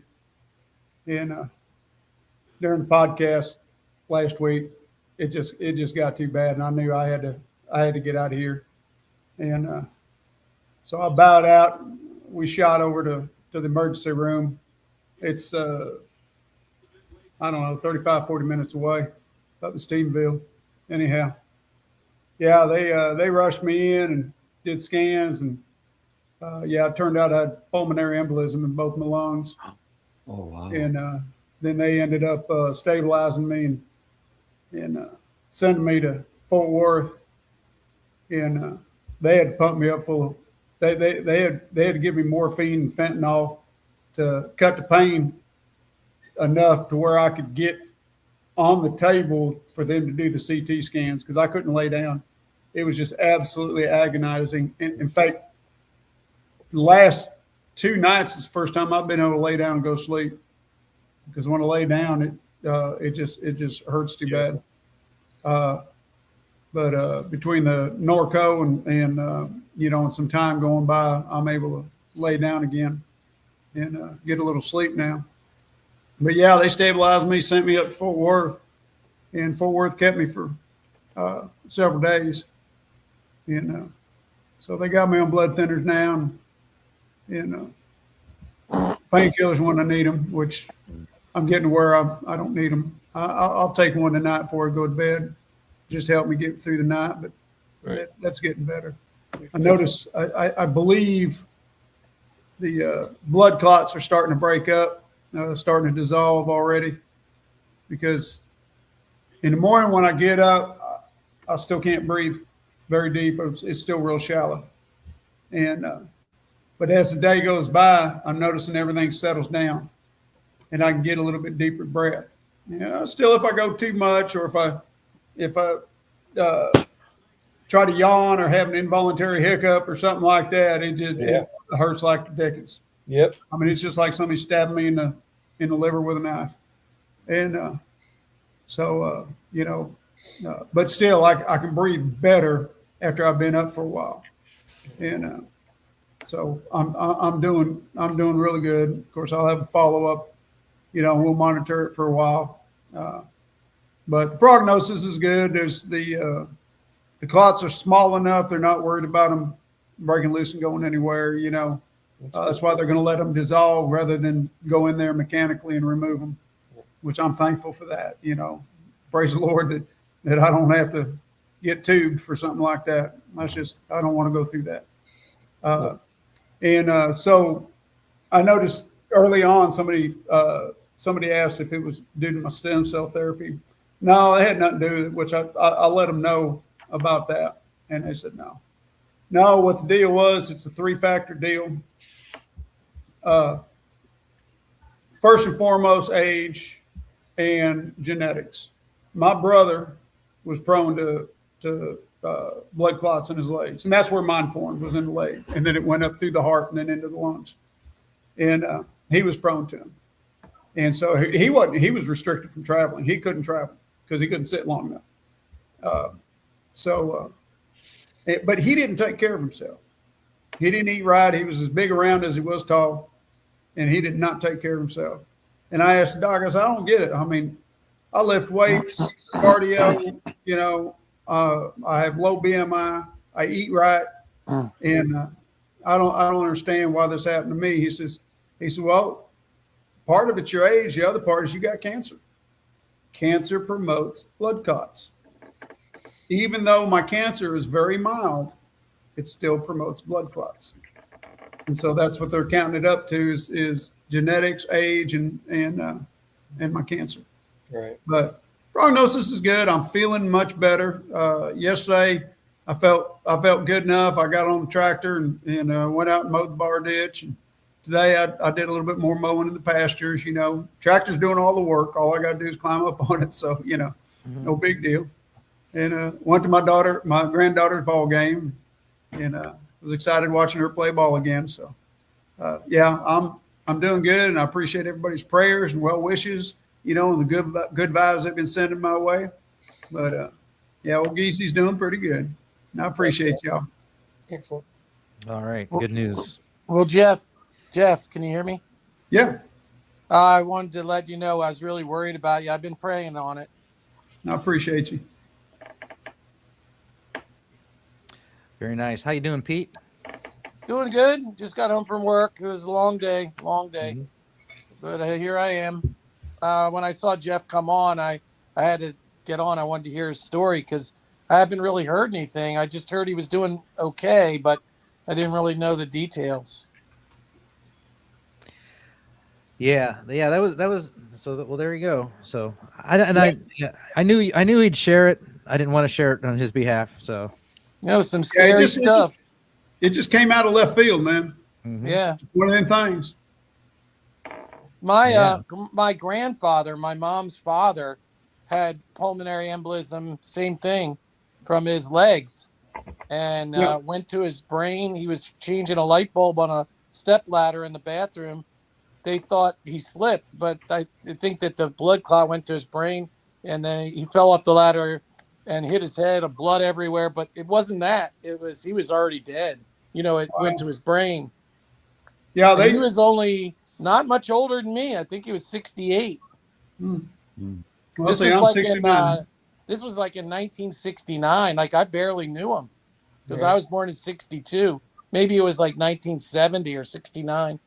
My mom's friend's brother-in-law actually had the same issue. He was like 45 and supposed to go fishing with his kids, and he just had a brain aneurysm. Just died right there on the spot. Yeah, well, brain aneurysm is different from a clot. That's when you have a blood, vessel break. I have an aneurysm. I have a ascending aorta aneurysm, but mine's small. It's only a number 4, and which is not enough to do surgery. They just monitor it, and the guys, my doctor's like, as active as you are, as healthy as you are, I don't see any problems with it. Unless it grows, we're not gonna mess with it. So once a year, I'll go in and they'll take a look at it. Now, found this interesting when I was in the hospital. The one thing they kept griping about was my low sodium. They said I was way under on my sodium. I was way low sodium. Wow. And I didn't bother to explain to them. It's because I'm carnivore. I flush my kidneys flush everything out, and I wasn't able to get the salt that I normally get when I'm in the hospital because I salt my water all the time. Right. And every time I've had a blood test since I've been carnivore, my sodium has always been in the lower end. It's never been below. It's never been in the danger zone, but it's always been at the very low end of the spectrum. And so I don't know if the edema had anything to do with it or not. I doubt it. I don't see how it could, but they kept harping on my salt. In fact, they were about ready to give me some salt pills to boost it up, but they never did. But I'll tell you one thing. You don't have to eat hospital crap. You don't have to do it. I didn't do it. I avoided every bit of it. Every time they'd bring me in a tray, I'd say very politely, "Thank you, I appreciate it, but I don't want it." And they'd look at me kind of strange, and they'd walk out with the tray. And the nurse would come in, she'd say, "Hey, they got a tray out here for you. Aren't you hungry?" I said, "No, ma'am. There's nothing on that tray that I want to eat." And she says, "Why not? It's good food." I says, "No, it's not good food. It's not real food. It's not anything I'm going to put in my body. I eat a very specific diet, very restrictive diet. And there's certain things that will not go into my body, and your food is one of them." And I had one nurse that when I said, "No, I don't want it. I eat a very restrictive diet. There's everything that they cook is not good for my body." And she looked at me and she goes, "Are you carnivore?" "Yes, ma'am, I am." That's great. I've been reading on that. I've been looking into that. So we had a nice conversation. That's good. But, I didn't do it with any of the other nurses. I just let them know there's nothing there that I want to eat. Did you eat anything? Did you bring in food? Oh, my wife did. Okay. My wife did. When she came to visit me up in Fort Worth, I said, "Hey, bring me some hamburger patties." So she brought me 4 hamburger patties, and I chowed down on them. How long were you in the hospital for? 2 days, 2.5 days. What? What do you want? And then What do the you want? whole You want to go evening, outside? the whole evening in the ER down in Stephenville. Do what now? Peter wants to know if you want to go outside. I was asking my dog if she wants to go outside. Yeah, no, I just- Okay. But yeah, it was She's just bugging me. She's sitting there staring at me. it was just a couple of days. When I got home, I called my sister and told her what happened. And my sister was a nurse for 30 years. And she was just like, what hospital were you at? And I told her I was Harris Tires at 4. And she goes, what's their number? I want to call them. I think they let you out too soon. I said, no, I'm fine. You know, she's a nurse, so she's going to be the consummate professional. But now my wife brought me some hamburger patties, and she brought me a bunch of meat sticks, a handful of meat sticks, chomps. And so every time they want to bring me a meal, I'd eat a chomps. If I got hungry, I'd eat a chomps. Other than that, I had the hamburger patties. And the thing is, I never really got hungry because I wasn't doing anything. Right. I'm just laying around. I'm not expending any energy. They were like, can you get up and walk around? Do you need a walker? I said, lady, it's my lungs, not my legs. I can walk just fine. I can't straighten up all the way because of, the pain in my ribs. But I said, there ain't nothing wrong with my legs. I said, let's get up. Let's go for a walk. And we walked down the hallways and everything. I said, see, I can walk just fine. I don't need a walker. It was an experience. But I proved you don't have to eat their junk food, because I remember when Mitch went through a stroke, what he went through, he ate their food. And it took him months to get back on track. He was right back addicted again, and it took him a long time to get back on track. I said, they ain't happening to me. I ain't going to let it happen. I just remember when I was in the hospital, that's when I started my carnivore diet. And I guess I was lucky because I was laying in the hospital bed and just had my ankle worked on, a metal plate and 6 screws. And they were like, here, we'll bring you a menu if you're hungry. And I'm like, sure. They brought me a menu, and I was like, I'll take the eggs, the sausage, and the bacon. That's it. No toast. And I could have gotten that like at breakfast. Mm-hmm. I'm sure I could, but they never brought me a menu. They just bring in a tray. And I had no idea it's covered up. I have no idea what's on it. And my roommate said the same thing. I knew they were going to be all cooked in seed oils. Yep. And I'll tolerate a little bit of seed oil now and then, one steak, once or twice a year, I can deal with that. But the whole tray being cooked in seed oils, I did that once and I didn't enjoy it. It wasn't good at all. And I wasn't going to eat every meal that was going to be cooked that way. And I knew none of the other meals would be palatable to me. Yeah. So it was easy enough just to have my wife bring me some food and say no to all their junk. So it worked out well. Yeah. Talk about seed oils. I stopped at, we have what they call MFA oil.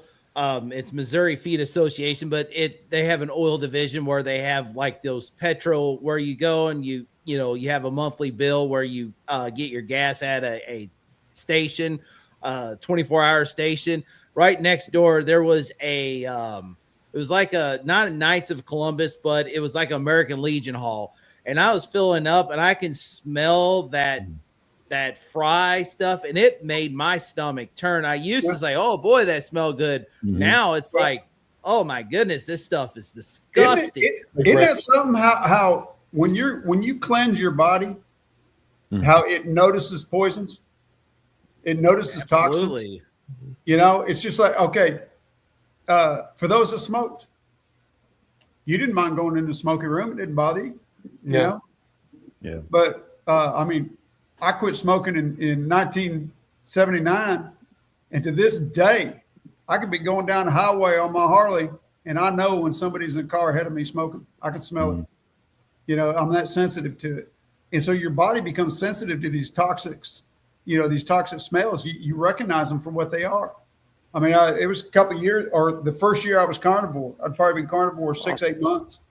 And I went to one of my grandkids' ball games, And somebody behind me had gone to the concession stand and they got a Frito pie. And I don't know if y'all up north know what a Frito pie is, but it's one of the greatest. yeah. It's one of the greatest snack foods there is, period, at a ball game.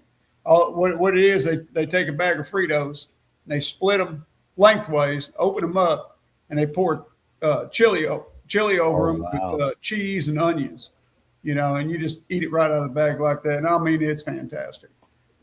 Here in Missouri, was fantastic. Here in Missouri, we call them walking tacos. Okay, well, here they're Frito pies. Anyhow, we always loved them. And, of course, I'll never touch one again as long as I live. But anyways, they got this Frito pie behind me, and I'm smelling this, and I'm nauseous. Mm. The smell of it, even though I used to love them things, the smell of it now was nauseating to me. I'm like, please move. Please finish that and throw it away. It's killing me, because it wasn't enticing me at all. It was making me sick to my stomach, So I believe your body starts recognizing those toxins. That's very true. Jeff, I just want to say I admire your resiliency, and you're absolutely going to be in my prayers going forward, okay? Keep fighting that good fight, man. Thank you. I appreciate you. I don't know you. I'm Jeff. Go by Geezy. Jeff. Dan. Okay, cool. But I like what you said about the hospital food. About a year ago, I got hospitalized, and same thing. It was to that point where they come in with the food, and it was huge, like mashed potatoes and all this. And I'm like, no, I don't want it. I don't want it. And you bring up such a great point. You get so cleansed. Mm-hmm. You're like, I'm not putting that in my body at all. And same thing, I called my wife and she brought me some burger patties or whatnot. And I'm good. And those were the best burger patties I ever had in my life. Yeah. Just eating, this is amazing. But it's great when you have that control and how, you're garrisoning your entire body and you're like, all right, I'm allowing this. I'm not allowing that. Especially when you're in that layer, right? In that kind of world where they're just trying to push it down and they're giving you that kind of false narrative that this will help you. Yeah. And it's not. No, you're exactly right. And this same mindset carries over to the holidays, carries over to family gatherings. When the cakes and the pies are out there, and the turkey dressing and all this kind of stuff, it carries over. Right. It takes a little discipline. But I have found that the longer I'm carnivore, and it didn't take me long, but I found that I got to where those things weren't food in my eyes anymore. Right. My food is meat, salt, and water, and that's it. There's nothing else that matters. And I mean, I will indulge a little bit with some kimchi or some sauerkraut, some fermented vegetables, just for my gut microbiome. But other than that, it's meat, salt, and water for this kid. Right. And it really wasn't that hard. And I had determined when I went there to the hospital that if my wife couldn't bring me food, I would fast. Yes. And It wasn't a hard decision to make. It was simple. Because like I said, I wasn't expending any energy. So fasting, I could have fasted the whole time. I would have been just fine. Right. I like what Bob said earlier when he was telling the story about the Mexican food. That, Bob, you were saying that you were one of those guys, right? Like before, like you go to a restaurant, I don't want this, I don't want that. Like just. Yeah, my first year I was like super diehard strict carnivore.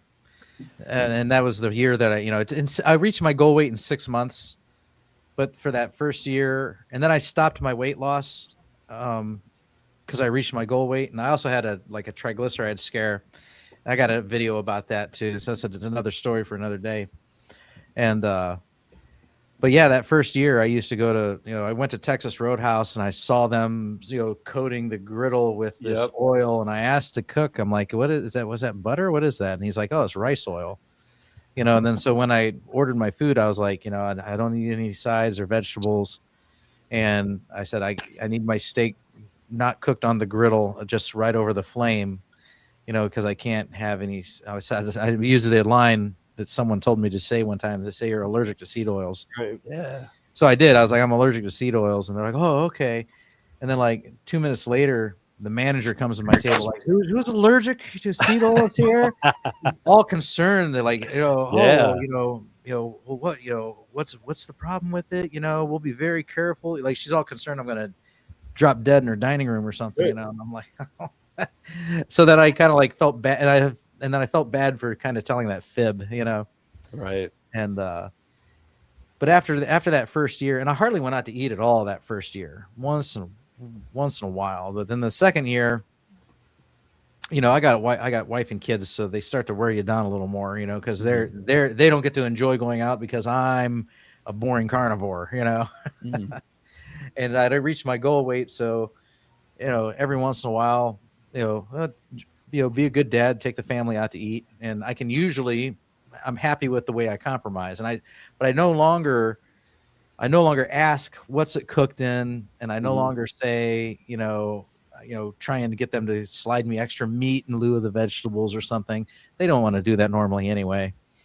Now I'll go ahead and have if I go to Longhorn Steakhouse or Texas Roadhouse, I'll have I'll have the side of broccoli.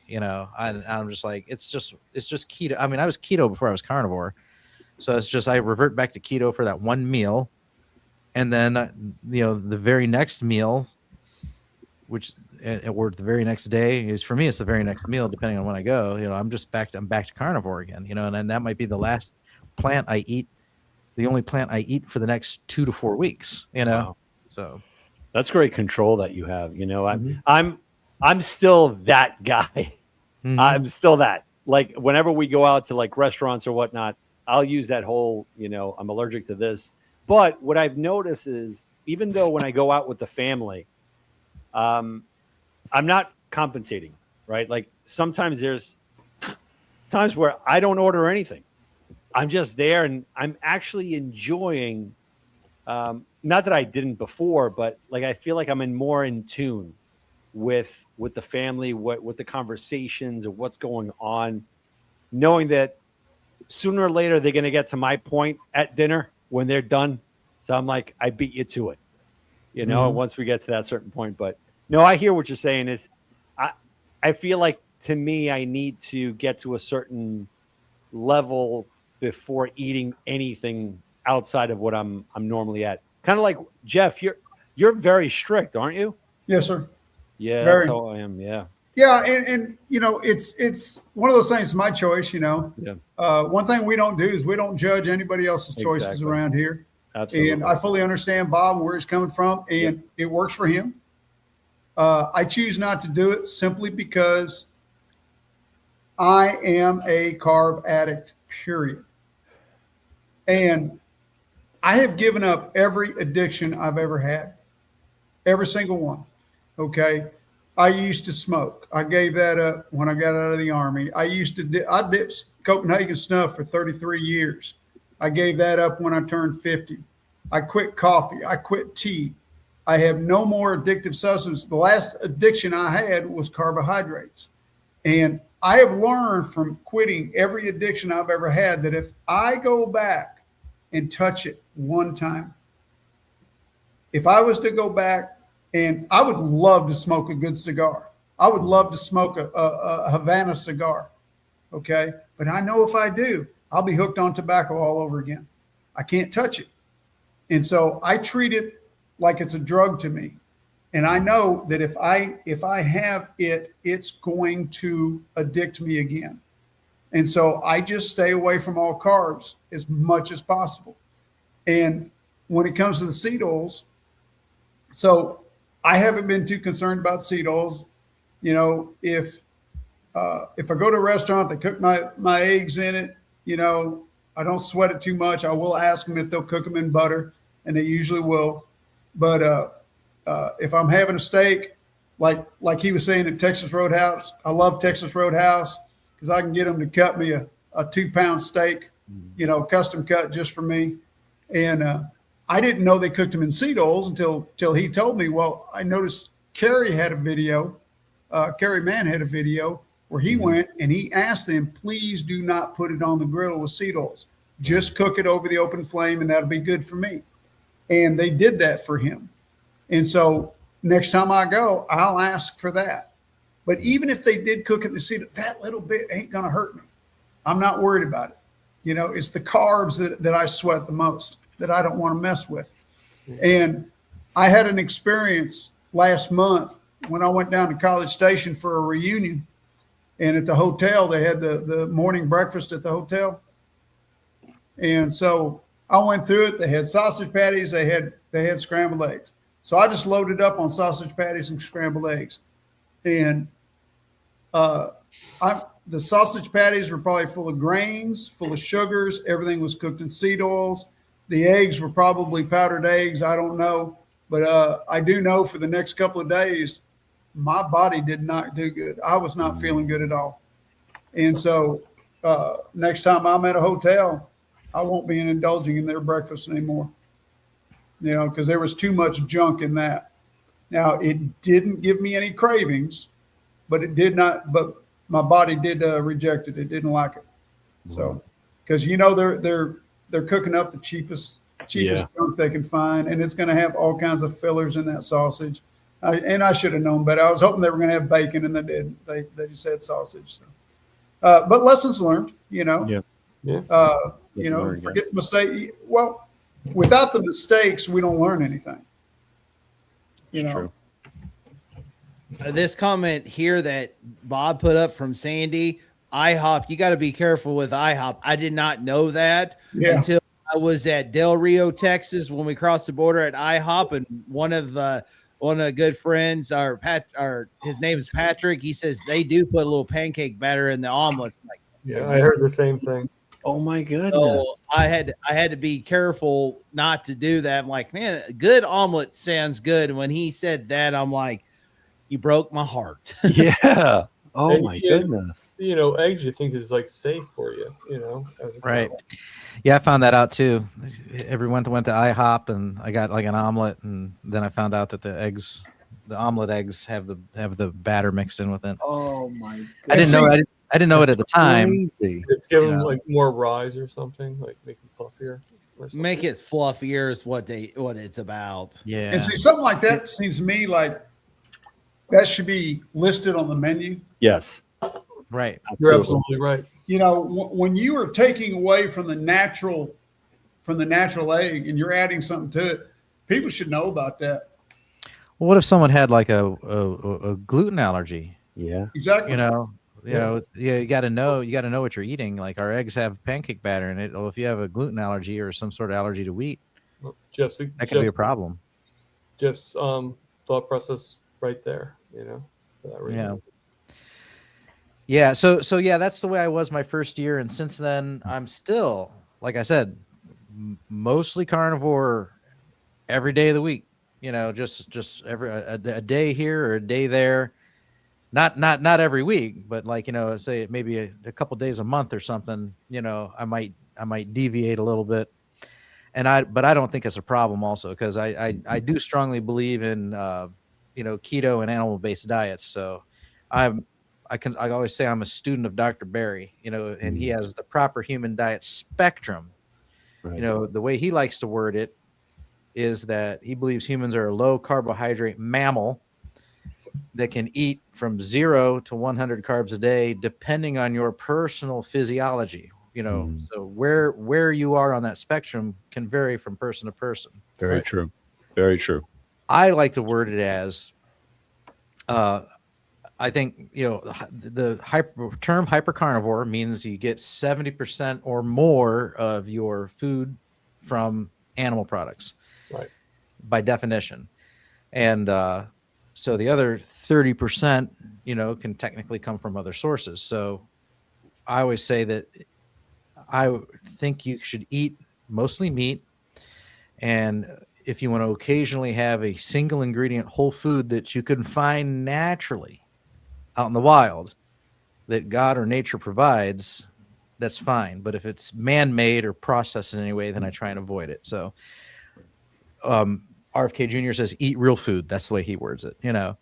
And so I believe you can marry the two, the proper human diet spectrum, with not just keto, but like if you want a piece of fruit, as long as you're on the spectrum, I think it's okay. Maybe, again, that's depending on your personal physiology. Some people can eat 100 grams of carbs a day, and they're gonna have health issues. There's people that eat 1 gram of carb a day, one bite of one vegetable, and they have health issues, like Michaela Peterson. So I mean, it varies. But I don't shame anybody. No, definitely I don't not. shame anybody. I might pick on you if you're eating pasta and hot Cheetos, and if you're carnivore and you want to occasionally have some plant matter, I mean, I'm not gonna bust your balls over it, No. I envy like you, Bob. I envy people like that because there's that control aspect, and that's like awesome. I wish I had that, to do that.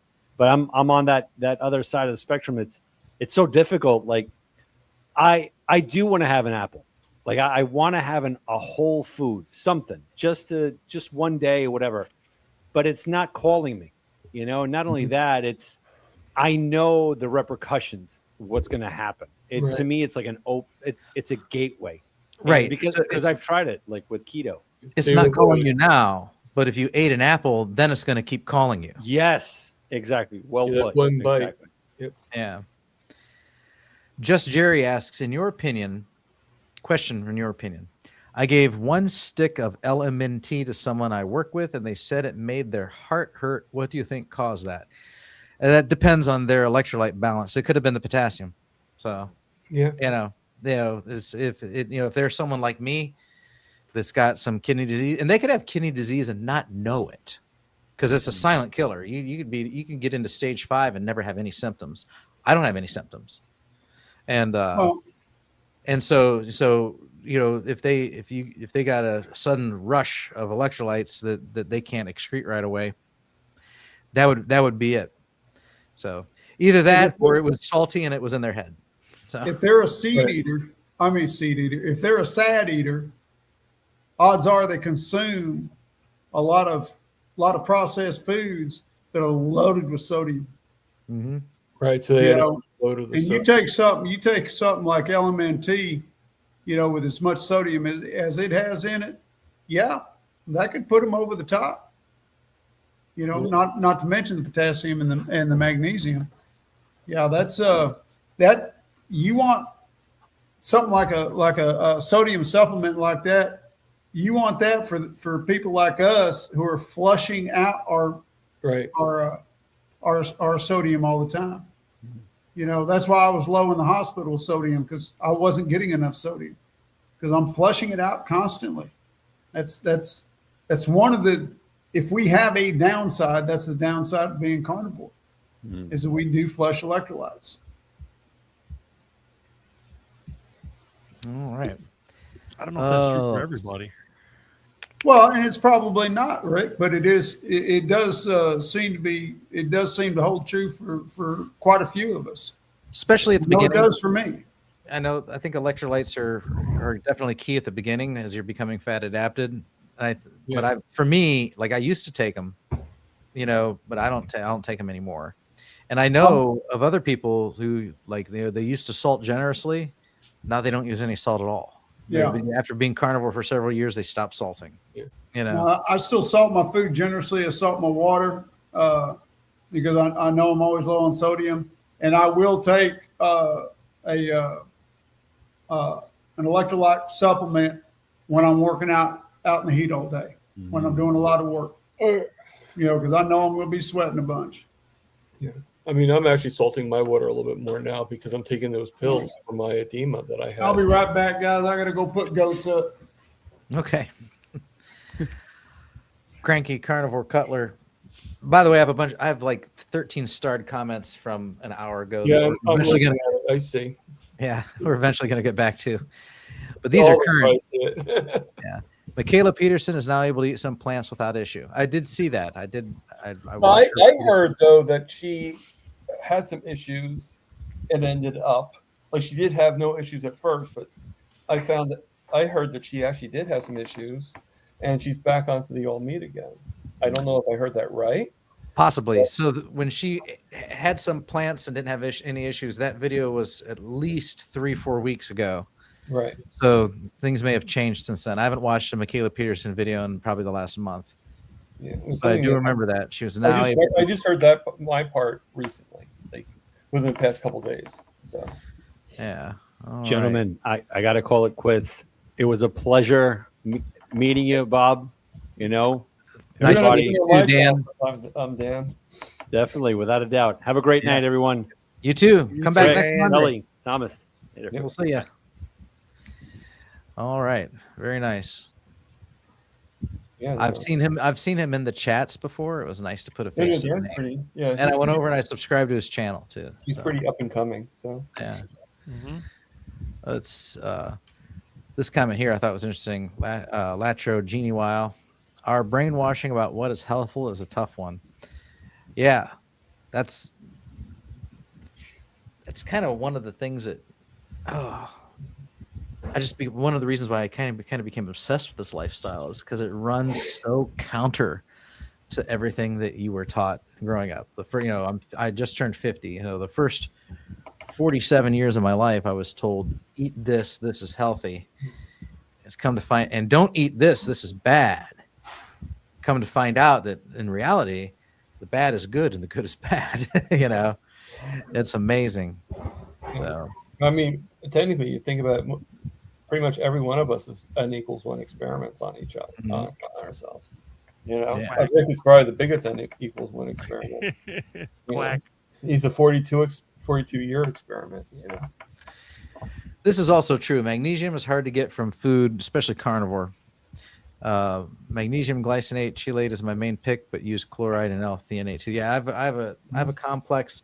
I only take it once in a while. Like I had a subscription, I stopped. I've got like 3 bottles that I haven't even opened yet because I'll take the magnesium, and I'm only talking like 60 milligram pill. Technically for a man, they say you can take up to 400. Is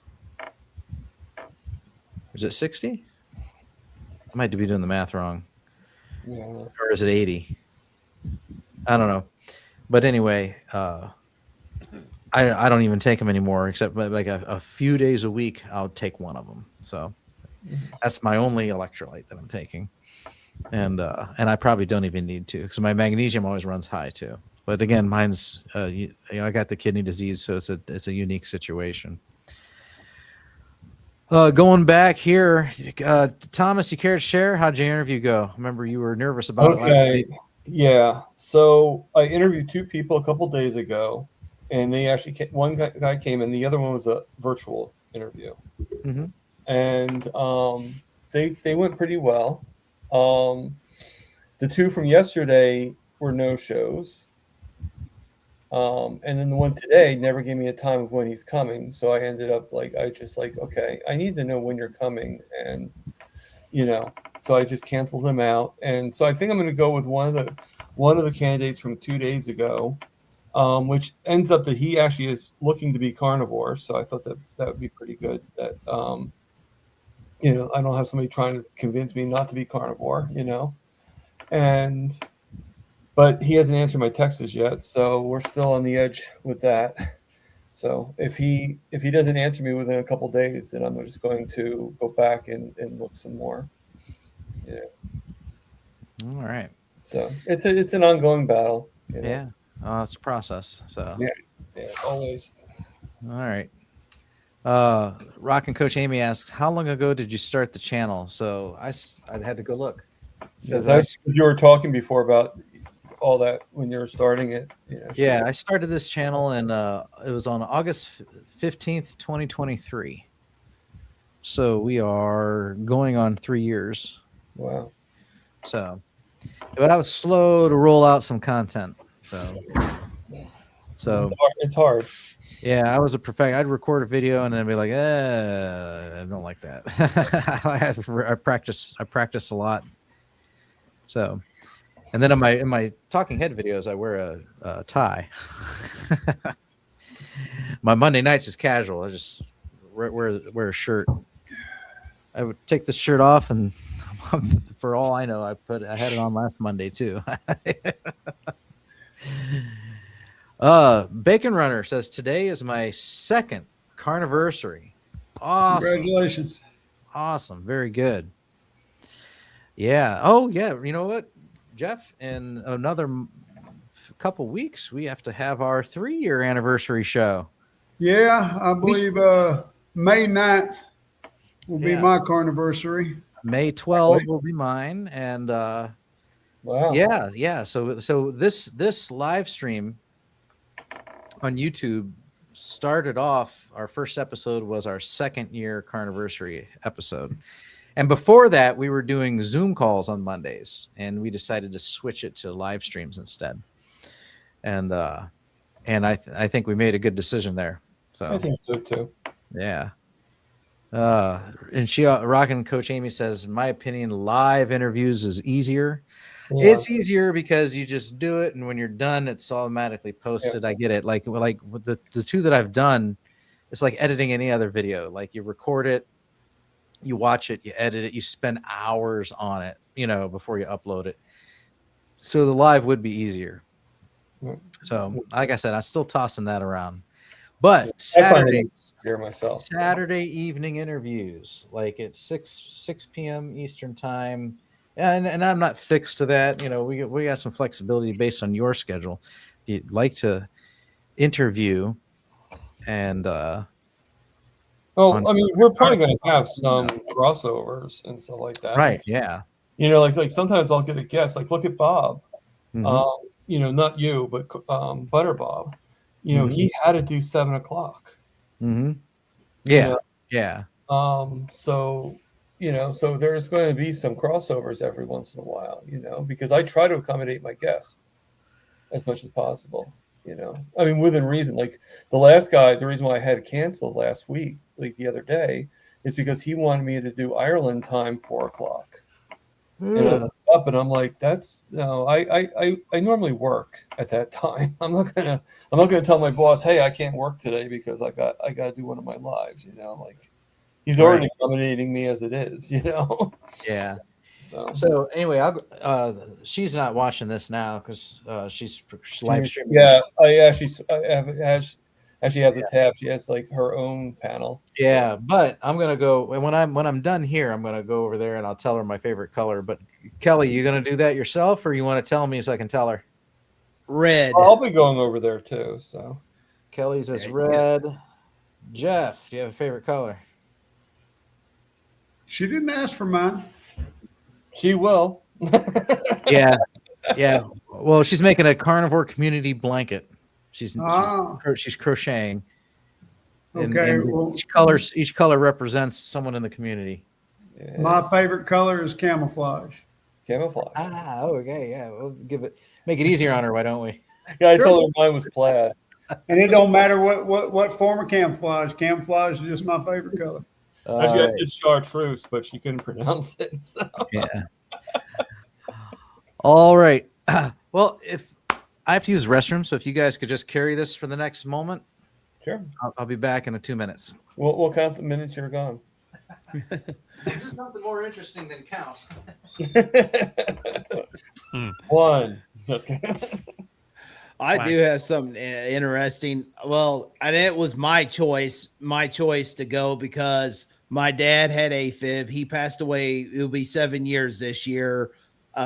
Complications from the AFib, from a blood clot going to his brain from the AFib. Of course, on the outside, they'll say he was healthy, but I know on the inside he wasn't because he ate oatmeal every day. That stuff is horrible. I didn't like that stuff. That stuff was nasty. I had to doctor it up when I had to eat it, but I couldn't stomach it. Yep. But the only reason why at that time I was on the standard diet, I was probably 340 pounds then before I even got almost back to my heaviest weight. And I'm like, I met his heart doctor and I'm like, I didn't know if AFib was genetic or hereditary or anything like that. I didn't know the ins and outs of that. So I said, well, I'll just have a heart checkup. And then, we got it to where every 2 years. Well, where I went was called the Missouri Heart Center. Well, they had a conflict with Boone Hospital there in Columbia, Missouri, and now they're closing. So I was telling my mom, I'm like, I feel great. I'm not even going back because I have to go back through. I have to have through a referral through with my insurance with a new, back through Boone Health and all that. I'm like, I'm not going. If I feel that there's something coming on, I'll go to the ER if I have to. And so I'm like, I'm not going to, I told her, I said, I'm not going to go back to doing the checkups. I feel great. And as long as I'm feeling great, I'm not going to worry about it. I mean, It was my choice. It was my choice to go anyway, because, I didn't know what AFib was, I didn't know if it was genetic or not. And I was telling my mom, I said, probably most likely Dad developed it because he smoked cigarettes for years, probably 60 years. He quit smoking right when he was diagnosed with, what is that? Not emphysema, but it was the other one. COPD. Yes, that's it. COPD, where he didn't have to have oxygen, but as he got older, he developed pneumonia, and I think that's what weakened him. And then, of course, he took naproxen, which is Aleve twice a day, caused, bleeding ulcers, plus his blood thinners. And that's what he had to be taken off of that. And the doctor was going to try to figure out whatever it was. And then around July of 2019, he had a massive stroke. Yeah. When it comes to AFib, according to my cardiologist, when I first developed AFib, I'm like, so, nobody in my family's ever had this as far as I know, what's the deal with this? And he said it's not genetic, but they don't really know what causes AFib. They know what it is. It's the electrical signals in your heart are not working. Your heart is not firing the way it's supposed to. So what it is your upper atrium just isn't functioning. It's quivering. And when it's quivering like that, it's not pumping blood like it's supposed to. And in my case, I would have severe attacks where half of my heart just wouldn't be doing anything. I couldn't breathe. I couldn't, I felt like somebody was sitting on my chest, and it was a struggle just to get me to the emergency room. But they said they believe there are confounding factors that factor into AFib, such as sleep apnea. One of the first things they do is they want to check you for sleep apnea. And just about everybody that's got AFib has sleep apnea. Does that mean AFib causes it? No. But there's a correlation there is what they're thinking. But it's an electrical problem within your heart. And one of the ways that they can try to fix it is do an ablation, cardiac ablation, which they did on me. And that's where they go up in your groin and they go up into your heart and they burn nerves in your heart that they've identified as being problem nerves and build up scar tissue so that they can't do that anymore. And but it only works 60% of the time, and I fell into the 40%. Didn't do a thing for me. So I went through all that misery for nothing. And last year he said, the heart doctor, I was at the same one. And he said, he recommended go get an echocardiogram, which I said, if you think you know something, and it was probably, I'm like, maybe there's something wrong. Let's go get it checked out, which I got a letter saying that, everything was great. I had a ejection fraction of 63%, which that's really good. And there was no trouble. So, and I feel great. I can go up and down stairs. I take more of a stop a break just to give my hip a rest than I do even have to catch a breath. Well, here's the deal. In my opinion and my experience, you are eating the best way to take care of your heart. Because I'm an example, and maybe I'm a rare example, I don't know, but I'm an example. I have completely reversed my AFib. Completely reversed. I don't have it anymore. So I know I'm eating the right way for my heart.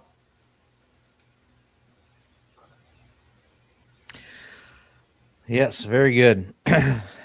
So we got a couple AFib comments here. Other people has had relatives. Sandy's dad had it, and Latro Genie Weil. I'll never know if I'm pronouncing that right. Mother's 90 and stable after getting zapped 3 times. Yeah. So you said you went through that once. 3 times. Yeah. So Rockin' and Coach Amy says, I have sleep apnea and feel my chest flutter sometimes. I know about the AFib Association. So Yeah, and you got to get an EKG to find out if what you're feeling is a flutter in that flutter is that a PVC, preventricular contraction, which are harmless, or is it AFib? They are very similar in how they feel, very similar. I've learned to differentiate between the two, but for somebody that's never experienced either one, they would be hard for them to tell the difference. all right. Okay. Catching up here, Jason. My 7-year-old made low sugar cookies containing allulose but regular non-GMO flour. You bet your bottom that I had some for baby girl. Back on track today. So yeah, As that's long as fine. they don't hook you and it don't affect your body. Yeah, that's fine. It just reminds me like that.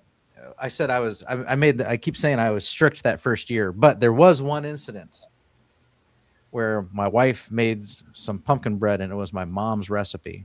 And she was like, would you have a slice of this? And I'm like, no, I'm not gonna have a slice of it. And she's like, well, would you at least have a bite? I want to know if it tastes like your mom's recipe. So I'm like, sure, I'll have a bite. And I did it for her. Now at the time, it was still too soon for me to have anything like that because, oh my goodness, after that bite, I was jonesing. I ran downstairs and I had to eat cheese and beef jerky and all kinds of stuff. And it seemed like nothing would satiate me. It was just one bite. Fortunately, that doesn't happen anymore. But I was still addicted then. That was about, so if I started in May, that was October. So it was about 5 months into my diet at that point. I was still hooked. So that first year, I could not have done fruit or anything like that. I had to be strict for sure. I want to make another comment real quick on to Amy. Sure. She mentioned she has some flutters. That can be a sign or a symptom of low sodium. Just a thought. That can be a symptom of low sodium. Okay. That's like when I go to Juarez, Mexico on this mission trip, I always carry a jar of Malden sea salt, and I'll have my electrolytes with me, but I will salt my water when I do drink water because I think it tastes better salted anymore. But also, I have where I felt exhausted, and as soon as I ate salt, I felt better. Right. I think too much electrolytes could also cause a problem too. There's got to be a balance there. Yeah. Right. They can. Yeah. Yeah, when I was doing regular, I got my potassium too high. For somebody that has a heart issue, you don't want high potassium. Yeah. Yeah. Potassium in particular can affect the heart's rhythm. And apparently your muscles, because that's what I've learned about Well, recently. isn't the heart a muscle technically? It is. Yes. It is. Yes, indeed. All right. Let's see here. Jamet said, Kelly, I watched your ranch dip recipe. Looked yum with the pork rinds. Nice. I have to see that. Yes, I did that a week prior. This last video, I did what they call a crack burger, but I did it the heart attack style. I added the heart attack bun, and if you notice, there was 3 pieces of cheese in each dill. Wow. And I made that before I made that video, and it turned out good. But somehow this one was even juicier, and it's like, man, this thing is tasty. Yeah. Well, stop talking because I'm not supposed to be eating right now. So I'll post a link to Kelly's channel. So there we go.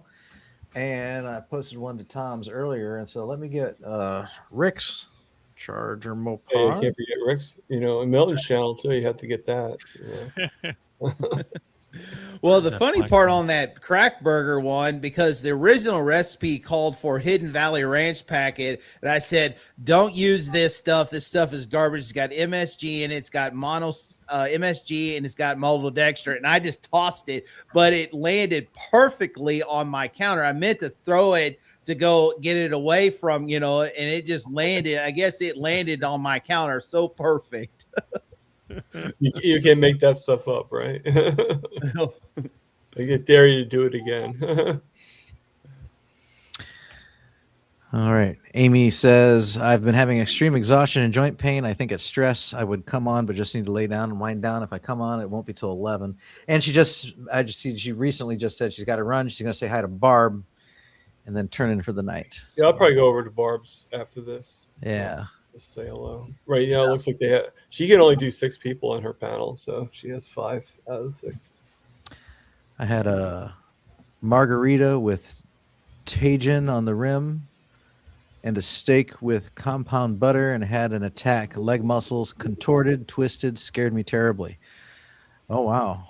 Yeah. Goes back to when we were talking about cramps. Yeah, I hate cramps. Oh my gosh, I hate cramps. I cannot underscore how much I hate cramps. But the ones that go from the knee and they go inside your groin up to your private area. Oh, that is the worst pain ever. Am I the only one that's never had? I'll challenge you on what's the worst pain ever, but Okay.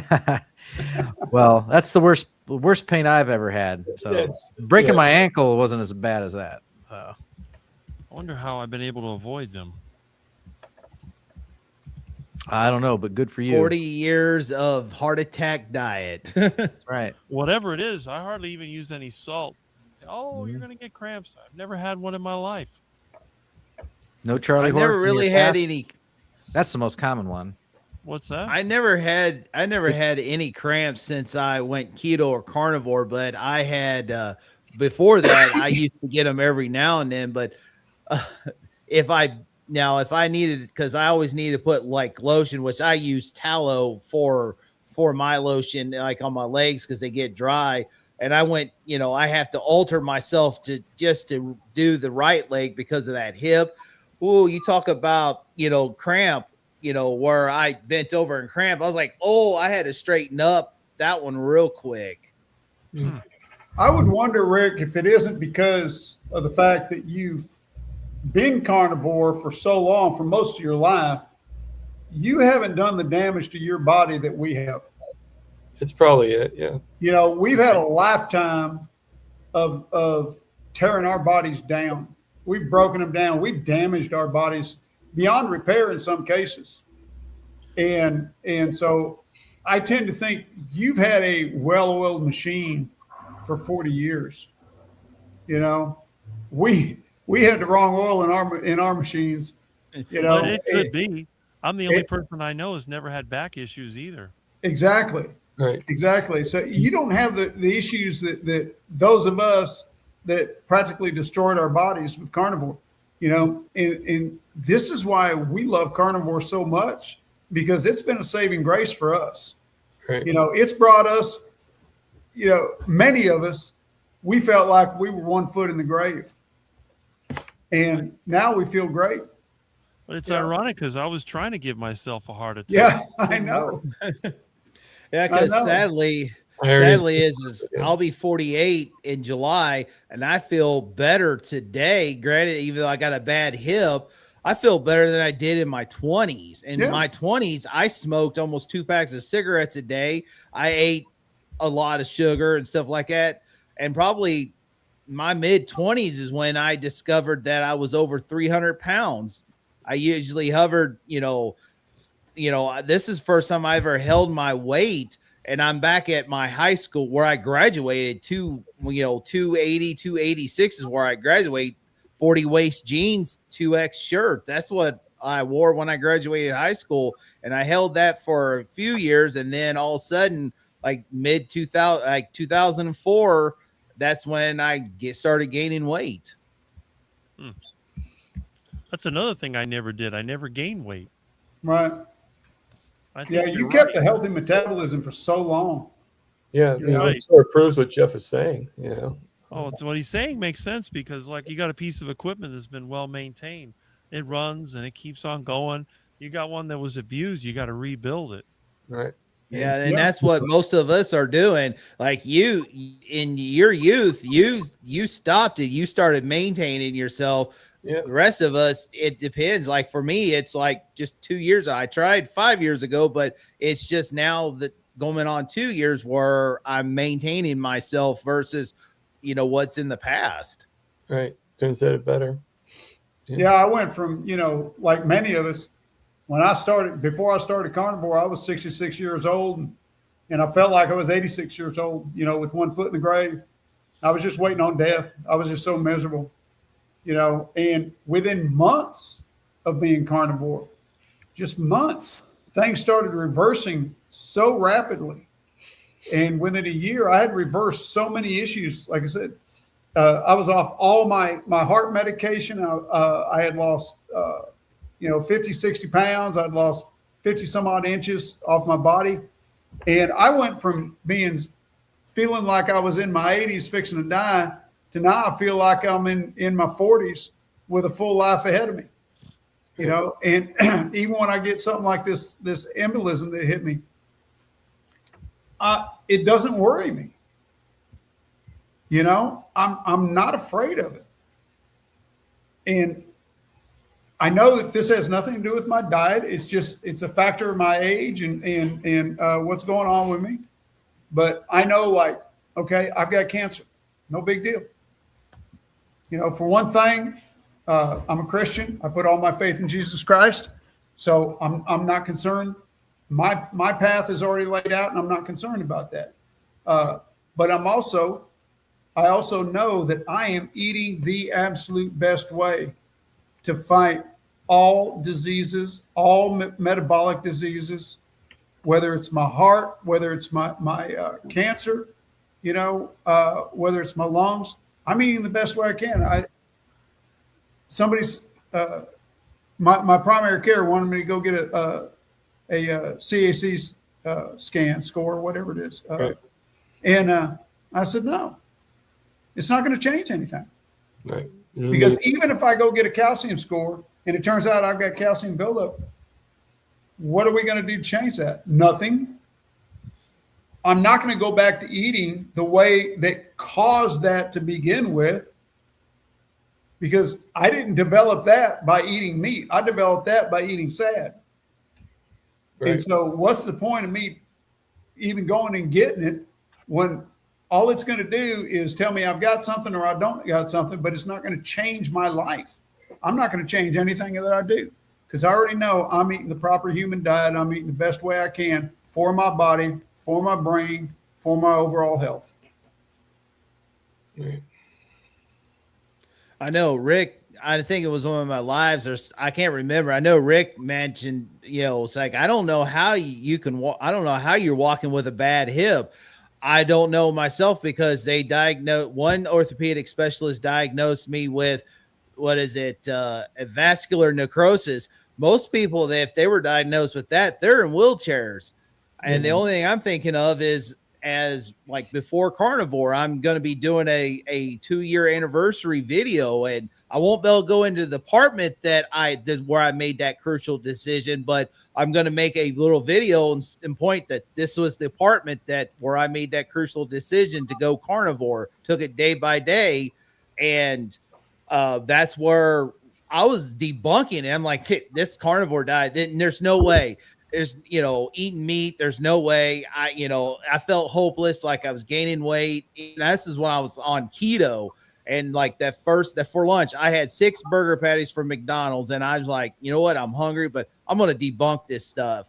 I went home and I had 2.5 pounds of ground beef, 4 or 5 eggs, and a half a pound of bacon. I'm like, yeah, I know I'm going to gain some weight. I get on the scale. I'm like, I was 338, almost 340 yesterday. I'm 334. this is strange. I'll give it another day. What the hell? And I had the exact same meal, except for I just ate one time that day. And I was stuffed. This is strange. I lost another 4 pounds and I'm starting to feel a little better. Of course, I also wasn't, I was relaxed. And then here comes Sunday. I decided to have a couple ribeyes. Still, the weight was dropping off. I was below 330. And then here comes the dreaded Monday, which we didn't do much. And then that day that I made that decision, went back to that apartment because I wanted to put brand new baseboards because the baseboards were that pressed wood and that stuff just swells up when it gets wet. And I want to put real baseboards in. And I'm like, yeah, it's going to take all day. Even though it's a 577 square foot apartment, I didn't have to worry about the bathroom. It had new baseboards. I had it done in 3 hours. The saw, everything cleaned up, all baseboards caulked in place, everything back. And I'm like, I was kind of, I was emotional. I'm like, all right, I'm committing to 30 days from here on. Went to Nashville like a week later and walked all over Nashville with minimum amount of pain. Walked over the next day, Grand Ole Opry area. My daughter wanted to go see a Boot Barn. We walked all over that mall they had next to the Grand Ole Opry in Nashville, trying to find a place I can eat because I want some meat. And I did not stop one bit, and I had very little pain. And that done it right there for me. It's a great testimony. Mm-hmm. Yeah, we'll have to have you tell it again sometime. Mano y mano. Well, I definitely agree that carnivore definitely because I mean, like 3 years ago, I was in a wheelchair and I was hardly moving. I was unable to do things, and I still have my bad days. But a lot of times, I go around the track. Like about 1.5 miles, 2 miles, and I'm wearing a 50-pound weight vest while going. Now, do I still have pain? Yes, but I'm able to tolerate it a lot more now. Or before I couldn't. Like when you were talking, Jeff, about the pain that you couldn't get any sleep, that was me. Like there were times when I would just like be like, I'm never going to sleep. Like like your brain just starts going into different directions and stuff. Yeah.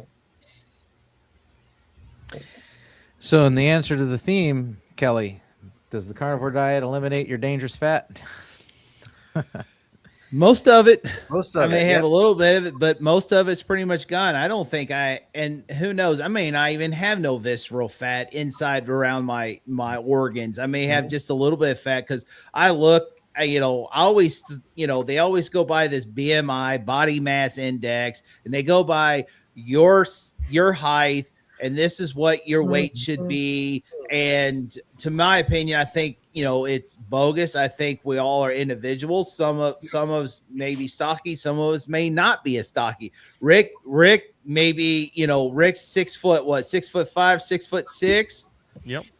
And he's really slender. For me, like in my family, like I look at on my mom's side of the family, some of them are stocky. My mom's stocky. My grandmother was stocky, but my grandfather, my mom's dad, was he was a short, skinny beanpole. And some of my aunts and uncles took after him. So the others took after my grandma, and I felt like I took after my grandma's side where I'm stocky. My dad was stocky until he was later on, until he got to the end of his life. But like his brother, he was stocky. My brother was stocky. So 240 to 250, I feel like that's where my weight's at. Because I feel every time I look in the mirror, I'm like, I got a little bit, but I certainly don't have no 70 pounds of fat on me, because I feel like if most of mine is, probably muscle mass that I put on for the last 2 years, just eating carnivore, putting all that protein on. Yeah, well, that was what I was getting at. You talked about what you used to weigh, and we know what you weigh now, and that's a mighty accomplishment. So I would say, in your case, did the carnivore diet eliminate your dangerous fat? Yes, absolutely. So. Absolutely. And one time I weighed over 400 pounds. That was about 20 years ago. I couldn't weigh myself. I was working third shift in a factory called Brown Corporation, and they had a scale back there. I got on that scale and I weighed over 400 pounds. And I'm like, I got to lose weight. Of course, I wish, if I knew then what I know now, I'd probably been carnivore then. But I did just like we all did, moderation, a diet, this, that. And I also had other issues because I almost lost my leg in 2005 or 2004 to gangrene. And then I end up having, I had to have vein surgery, varicose vein surgery, LASIK surgery, because I wasn't healing. My scars would heal, but then it would break right open. I end up with cellulitis infection. But once I got rid of that, my metabolism changed. I lost weight, but still not a well-oiled machine, not knowing what the proper diet is, the heart attack diet, and still, lose weight, gain weight, lose weight, gain weight. And that's the way I was. I yo-yoed back and forth. And when I discovered Dr. Barry, I kind of started carnivore, but then I discovered Dr. Eric Berg and Dr. Eric Stein, the holistic doctor, and they were more keto. And I was like, well, maybe balanced with a low carb diet with, plants and stuff, not knowing what those plants did to me with the toxins, especially spinach and almonds. Those were the worst. Seeds. I ate a lot of that. I used to eat them both like religiously. Oh. And that's because I'd lost weight my first year. I lost quite a bit of weight, but then also as the year goes, I also noticed and I was having issues with my hip. I was like, what the heck is going on here? Right. And it just got worse and worse. But then I fell off the keto diet, gained weight.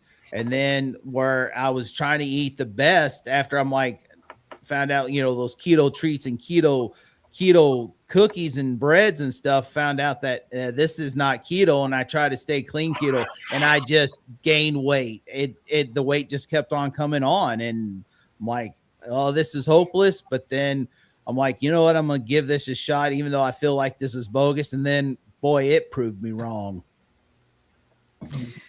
Jerry says that she's laughing because you don't hear the word stocky anymore, nor do you hear the word husky that much anymore.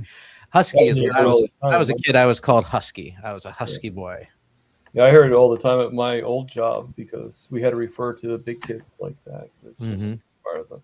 Yeah. All right. He's not catching fat. up. 5 more to catch up with. Seed oils aggravate my arthritic joints. Tomatoes, on the other hand, give me muscle cramps. So I hear that a lot about seed oils. A lot of people say seed oils gives them arthritic pain. So I can't discount that. Anybody that says that, I believe them. And the tomatoes, I believe. So you were talking about tomatoes give you muscle cramps. Tomatoes are high in potassium. So I think that, again, I think it's my research. I think it's coming down to a potassium, momentary potassium overload is the problem with the Mexican food. Egg whites, egg white wraps by Egg Life are awesome, says Jamette. Yes, they are. Very good. It's a processed product, but it's just egg and carrageenan, and it's, as far as I'm concerned, carnivore friendly. Helps you diversify your menu a little bit. Scott Fuller from carnivoretalk.com. He says, check out the latest post on the forum and welcome our newest carnivore member. So, congratulations. He shared this on. He shared this in a public forum, so I'm going to go ahead and play it. Okay. And because this is incredibly cute. Where are we at? Okay. Here we go. So he says, my son ordered Wagyu steaks from Snake River Farms. His wife bought him a new Grill Master grill for his birthday, and my grandson turned 1.5 year old, celebrating his first 6 months, and this is his first taste of meat. Oh, look at that. Hold on a second. No, why? It opened up in a different window. Hold on. When I clicked it, it opened up a new window. So let me try this again. Share screen. Where'd it go? Oh, I got to stop this screen. Stop that screen. Share screen.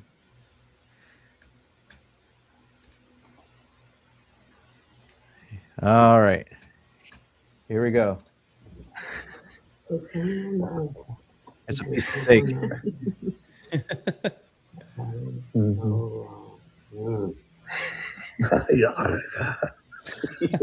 The natural inclination of man, right there. Yeah.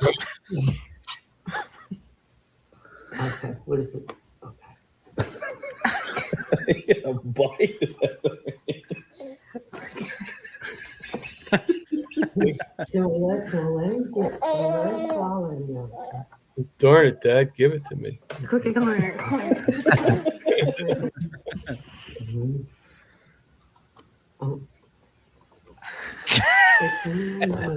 He's like, give me that back. Like, why do you keep on taking it away from me?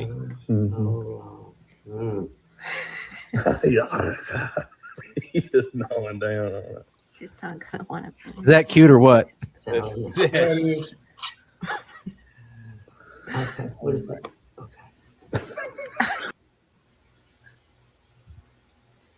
All right. That was adorable. That kid, they go to pull the steak away, and his eyes got big, and he's like, reach, give it back. Give me that steak. They know what's good for them. It's a Yeah. natural instinct for them. All right. Well, thank you for sharing, Scott. All right. Sandy says, I enjoy your channel, Bob. Glad you're here. Thank you, Sandy. And Jeanette says, Bob, your channel is always informative, fun. Thank you, Bob, Jeff, Kelly, Thomas, and Rick. And yes, thank you for everybody that joined us here on the live today. We had 7. So that was awesome. Our peak was at 7. All right. Oh, here's some more. So some more words. Pudgy, porky, stout. Yeah. Stout, fluffy, husky, pudgy, porky, stout. So words that, thanks to the carnivore diet, I've been able to eliminate having them uttered in the same breath as my name. Well, now instead of getting called fat or anything else, I get called skinny. Yeah.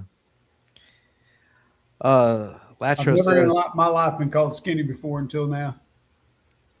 the seed oils are damaging to the internal mitochondrial membrane and causes reactive oxygen species. It disrupts the whole body. So, all right. Okay. All right. Very good. So that's it. We're all caught up. Now we can talk about anything you want. Seed oils, the next best biodiesel fuel that you can buy. Well, what's interesting about seed oils is, okay, I avoid them, but I don't avoid them strictly, because in my past, my standard American diet, like I was eating all this processed food and seed oil and everything fried in seed oils. Seed oils were in all the products. And by going carnivore or 95% carnivore or whatever you want to call me, I've eliminated so much seed oil from my diet. So if I get seed oils now and again, it's trace. I think it's trivial. I'm not really concerned about it. And on another interesting note is, like, if you search like PubMed and look at the studies, like there's really the studies on seed oils are actually in pretty much they're all in favor of them. And I know we disagree with them for various reasons, but it's hard to find a study that's actually like condemns or paints seed oils in a negative light.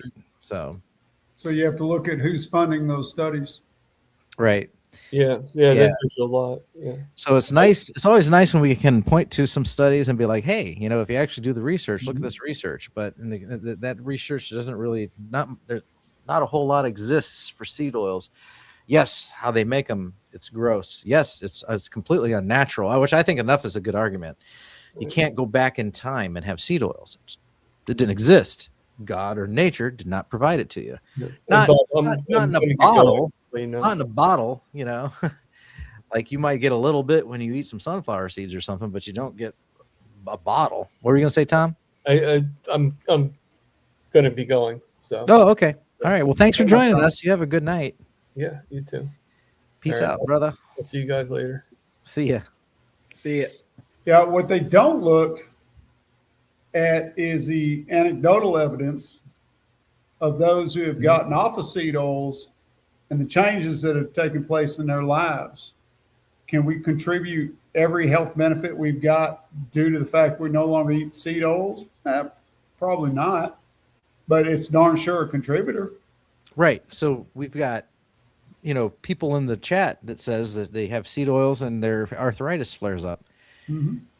I think that's a better you can't tell them that's not really happening. You can't, because you can't say that. Rick says that he has seed oils and he has immediate diarrhea. You can't say that doesn't happen. I mean, this stuff really happens. The fallacy of these studies is they're taking people who already consume seed oils and have for all their lives. Mm-hmm. And then they're going to do this study and they're going to give one group seed oils and one group not seed oils. And I don't know what they're giving them in replace of seed oils, whether it's animal fats or fruit fats. And then they're gonna do this for a few weeks, few months, whatever, and determine, well, there was no difference. Everybody was healthy. All their markers were good. That's not a study. Mm-hmm. That's not an RCT. There's no way. The only way you could have a true RCT in something like that was you would have to take a group of people who were completely washed out of seed oils, that they have a clean, pure body. And it takes years, from my understanding, to get seed oils out of your system. I heard it could be up to 6. Up to 6 years. So there are no true studies on this, because you would have, like I said, you would have to take a bunch of people like us that have been clean for 6 years. I'm not there yet. They couldn't use me. So you would have to take carnivores who have been clean, then take people who, and of those carnivores, clean people, then you can have some, give them fats and see what it does to them. And you'll get a better idea of what seed oils are doing to the human body. But once you've built up a tolerance, you've eaten this all your life, your body's built up a tolerance to it. There's no way you can conduct a study on somebody who's built up a tolerance to it. And who's to say all the afflictions that they have aren't brought on because of seed oils to begin with? Mm-hmm. Yeah. And I was just saying it's kind of too bad. Like all the studies you'll see is like, oh, well, people who consumed seed oils, their LDL went down. So we see it as a positive thing. That's it. That's the end of the study, Yeah. So, and they don't understand that the LDL going down has no basis on your health. Mm-hmm. And even Dr. Nelson said you eat a sleeve of Oreos, your LDL can go down. Yeah. Right. Well, probably because that cream filling is a bunch of seed oil. Nick Norris proved that. He did it. Yeah. I mean, there's a man that's extremely high cholesterol, and it's 12 Oreos a day. And he brought his down better than he did with statins. Mm-hmm. Yeah. Let's see here. Along these lines of thought, the quote-unquote normal ranges for your blood test has been set by a population consuming the standard American diet, not Veritas. Mm-hmm. Yep. Yeah. Absolutely. That's why we're not being compared to our peers. Mm-hmm. So when we get a blood test, and I've got mine right here in the desk, we get a blood test, we have to take everything there, pun intended, with a grain of salt, because we have to know that we don't fall into those normal ranges. We're not normal. We left normal behind us a long time ago. So we need to be judged against our own kind, which will never happen. All right. Very nice. That's why it bothers me when people come online and they got their blood tests. Oh man, these are my markers. What's wrong? What can I do? Is Carnivore doing this? Is this bad? How long have you been doing Carnivore? 2 weeks. All right, chill out. Chill out. Chill out. Let's discuss this in 30 days or more. Yeah. Well, we had one just recently on Carnivore that was like that. She was all worried about her blood markers, and she'd only been carnivore for a few weeks, and it's like, chill out. I watched. You shouldn't even get your blood tested for 6 months. Right. I watched a TikTok. Oh, I think it was this morning before as I was getting ready for work.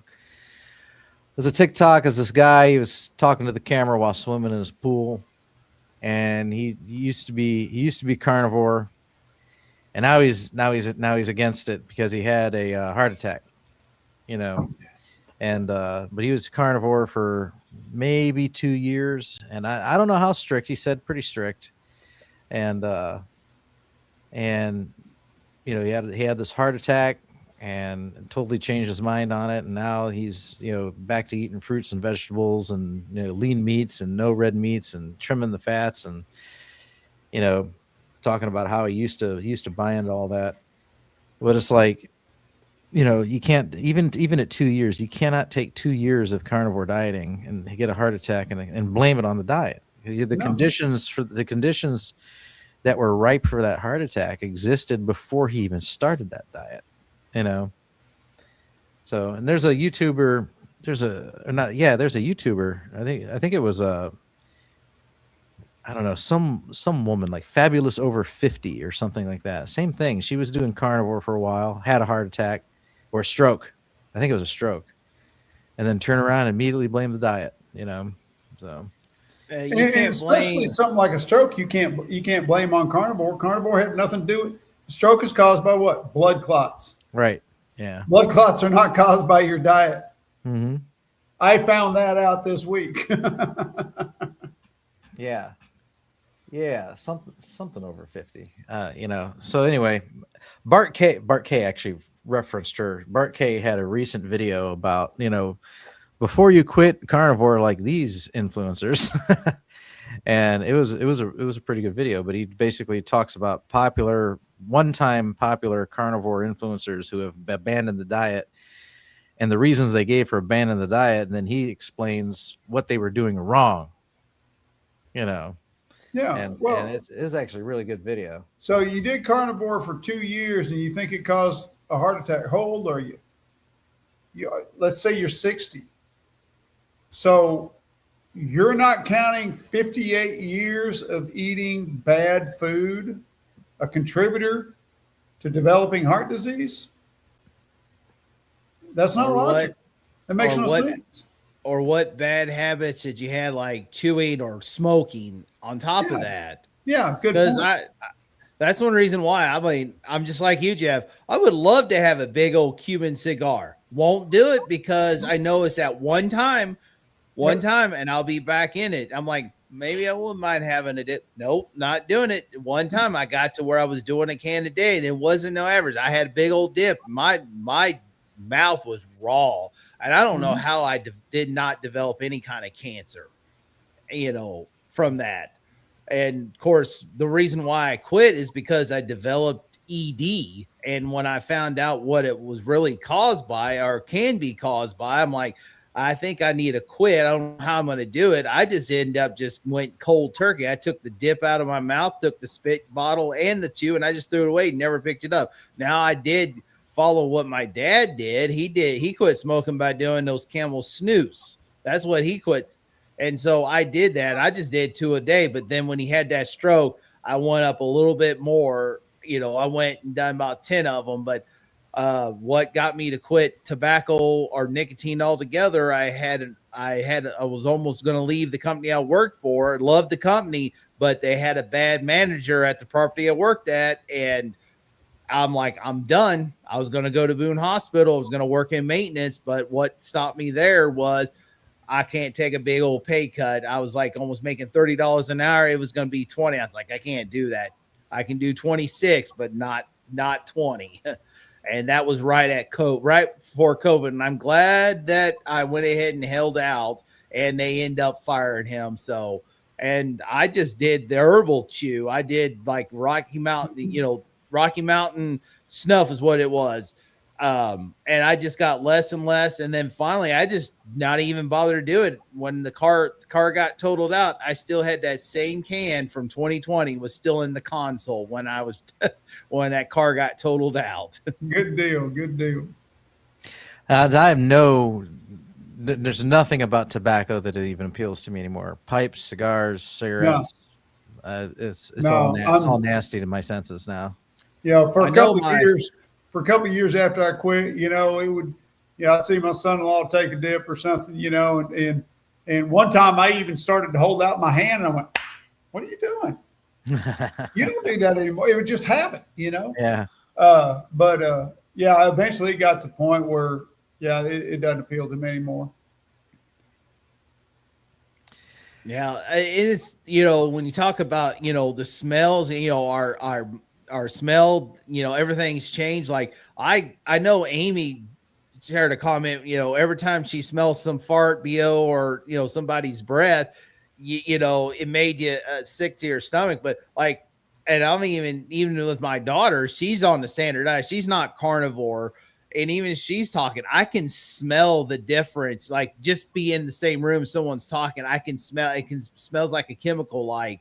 And then I know she doesn't smoke, but I know when I go meet her mom to pick her up when she goes to her mom's every now and then, her mom and her stepdad smokes, and I guess they smoke like a chimney in there. And when she got out, it was so bad, Jeff, that it made me about throw up. And it was just on her, and she didn't like it. She even told him to quit, can you not smoke? And it was just on her so bad. It sounds like she just had 5 or 6 cigarettes all at once. And that's how bad it smelled. Yeah. When I was an over the road driver, my wife, I come home one time, my wife's like, "Are you smoking?" I said, "No, I quit smoking in '79. Of course, back then, and I had quit dipping at that time too. I quit dipping for 2 years when I was driving a big truck. And anyways, I come home. She's like, "Are you smoking?" I said, "No." She says, "Even your bed sheets out of the cab of your truck smell like smoke. You got to be smoking." I said, "I'm not smoking." Well, then a couple of months later, she wanted to go on a road trip with me. So I told my company I was leased onto, I said, "Hey, load me up with a long trip." I said, "My wife wants to go with me." So they had me picking up 37,000 pounds of VP racing fuel down in Elmendorf, Texas, which is south of San Antonio, and hauling it all the way up to Pennsylvania. And so I figured that'd be a good trip for her. So I took her on that trip. And first time she walked into one of them driver's lounges, we stopped at a Flying Hook or Flying J to go take showers and eat a meal.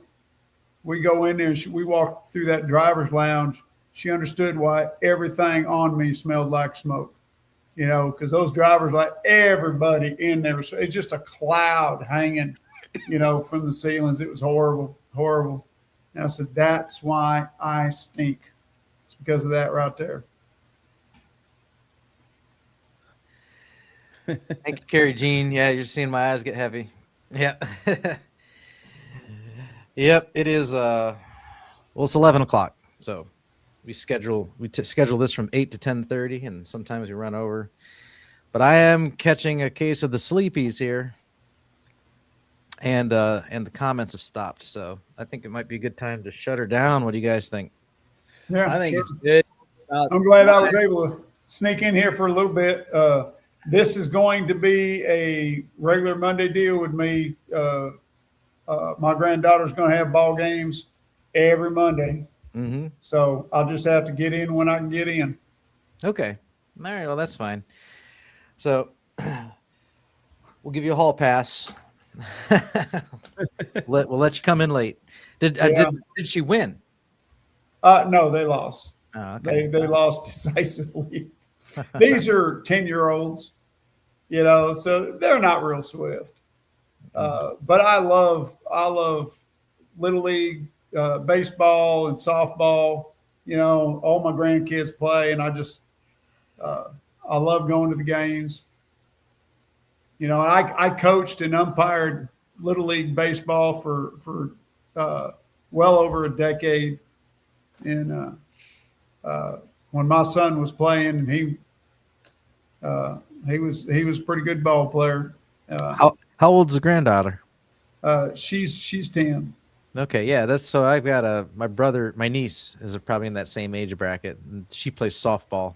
So occasionally we go and watch her play softball to support the family. I love it. Absolutely love it. It's so much fun. Yeah, Latro, I'm not rethinking coffee. I haven't had a sip of coffee since July, I think 17th of 2019. So no coffee for me. So. And I used to drink over a pot a day. So, yep. All right. Well, hey, thanks for joining everybody. Everybody that joined us on screen tonight. Let's see if I can remember all. We had Dan from Lion Danivore podcast. We had Tom. We have Jeff. We have Kelly. It was myself, Rick. Peter was on for a little bit too. Peter was on, and Kurt popped in. I don't know if you saw that, Jeff. No, I missed it. Kurt popped in, and he was going under the name Against the Grain. So yes, I like that. Yes, I like that. Very good. And thank you everyone who participated in the chat and left good comments and questions that we were able to keep fueling the discussion with. We appreciate having you all here, and we certainly look forward to seeing you again next Monday night, if not sooner. So thank you, everybody. We appreciate it. We love you all. Have a blessed night and get some rest. We'll see you. Good night, y'all. Good night.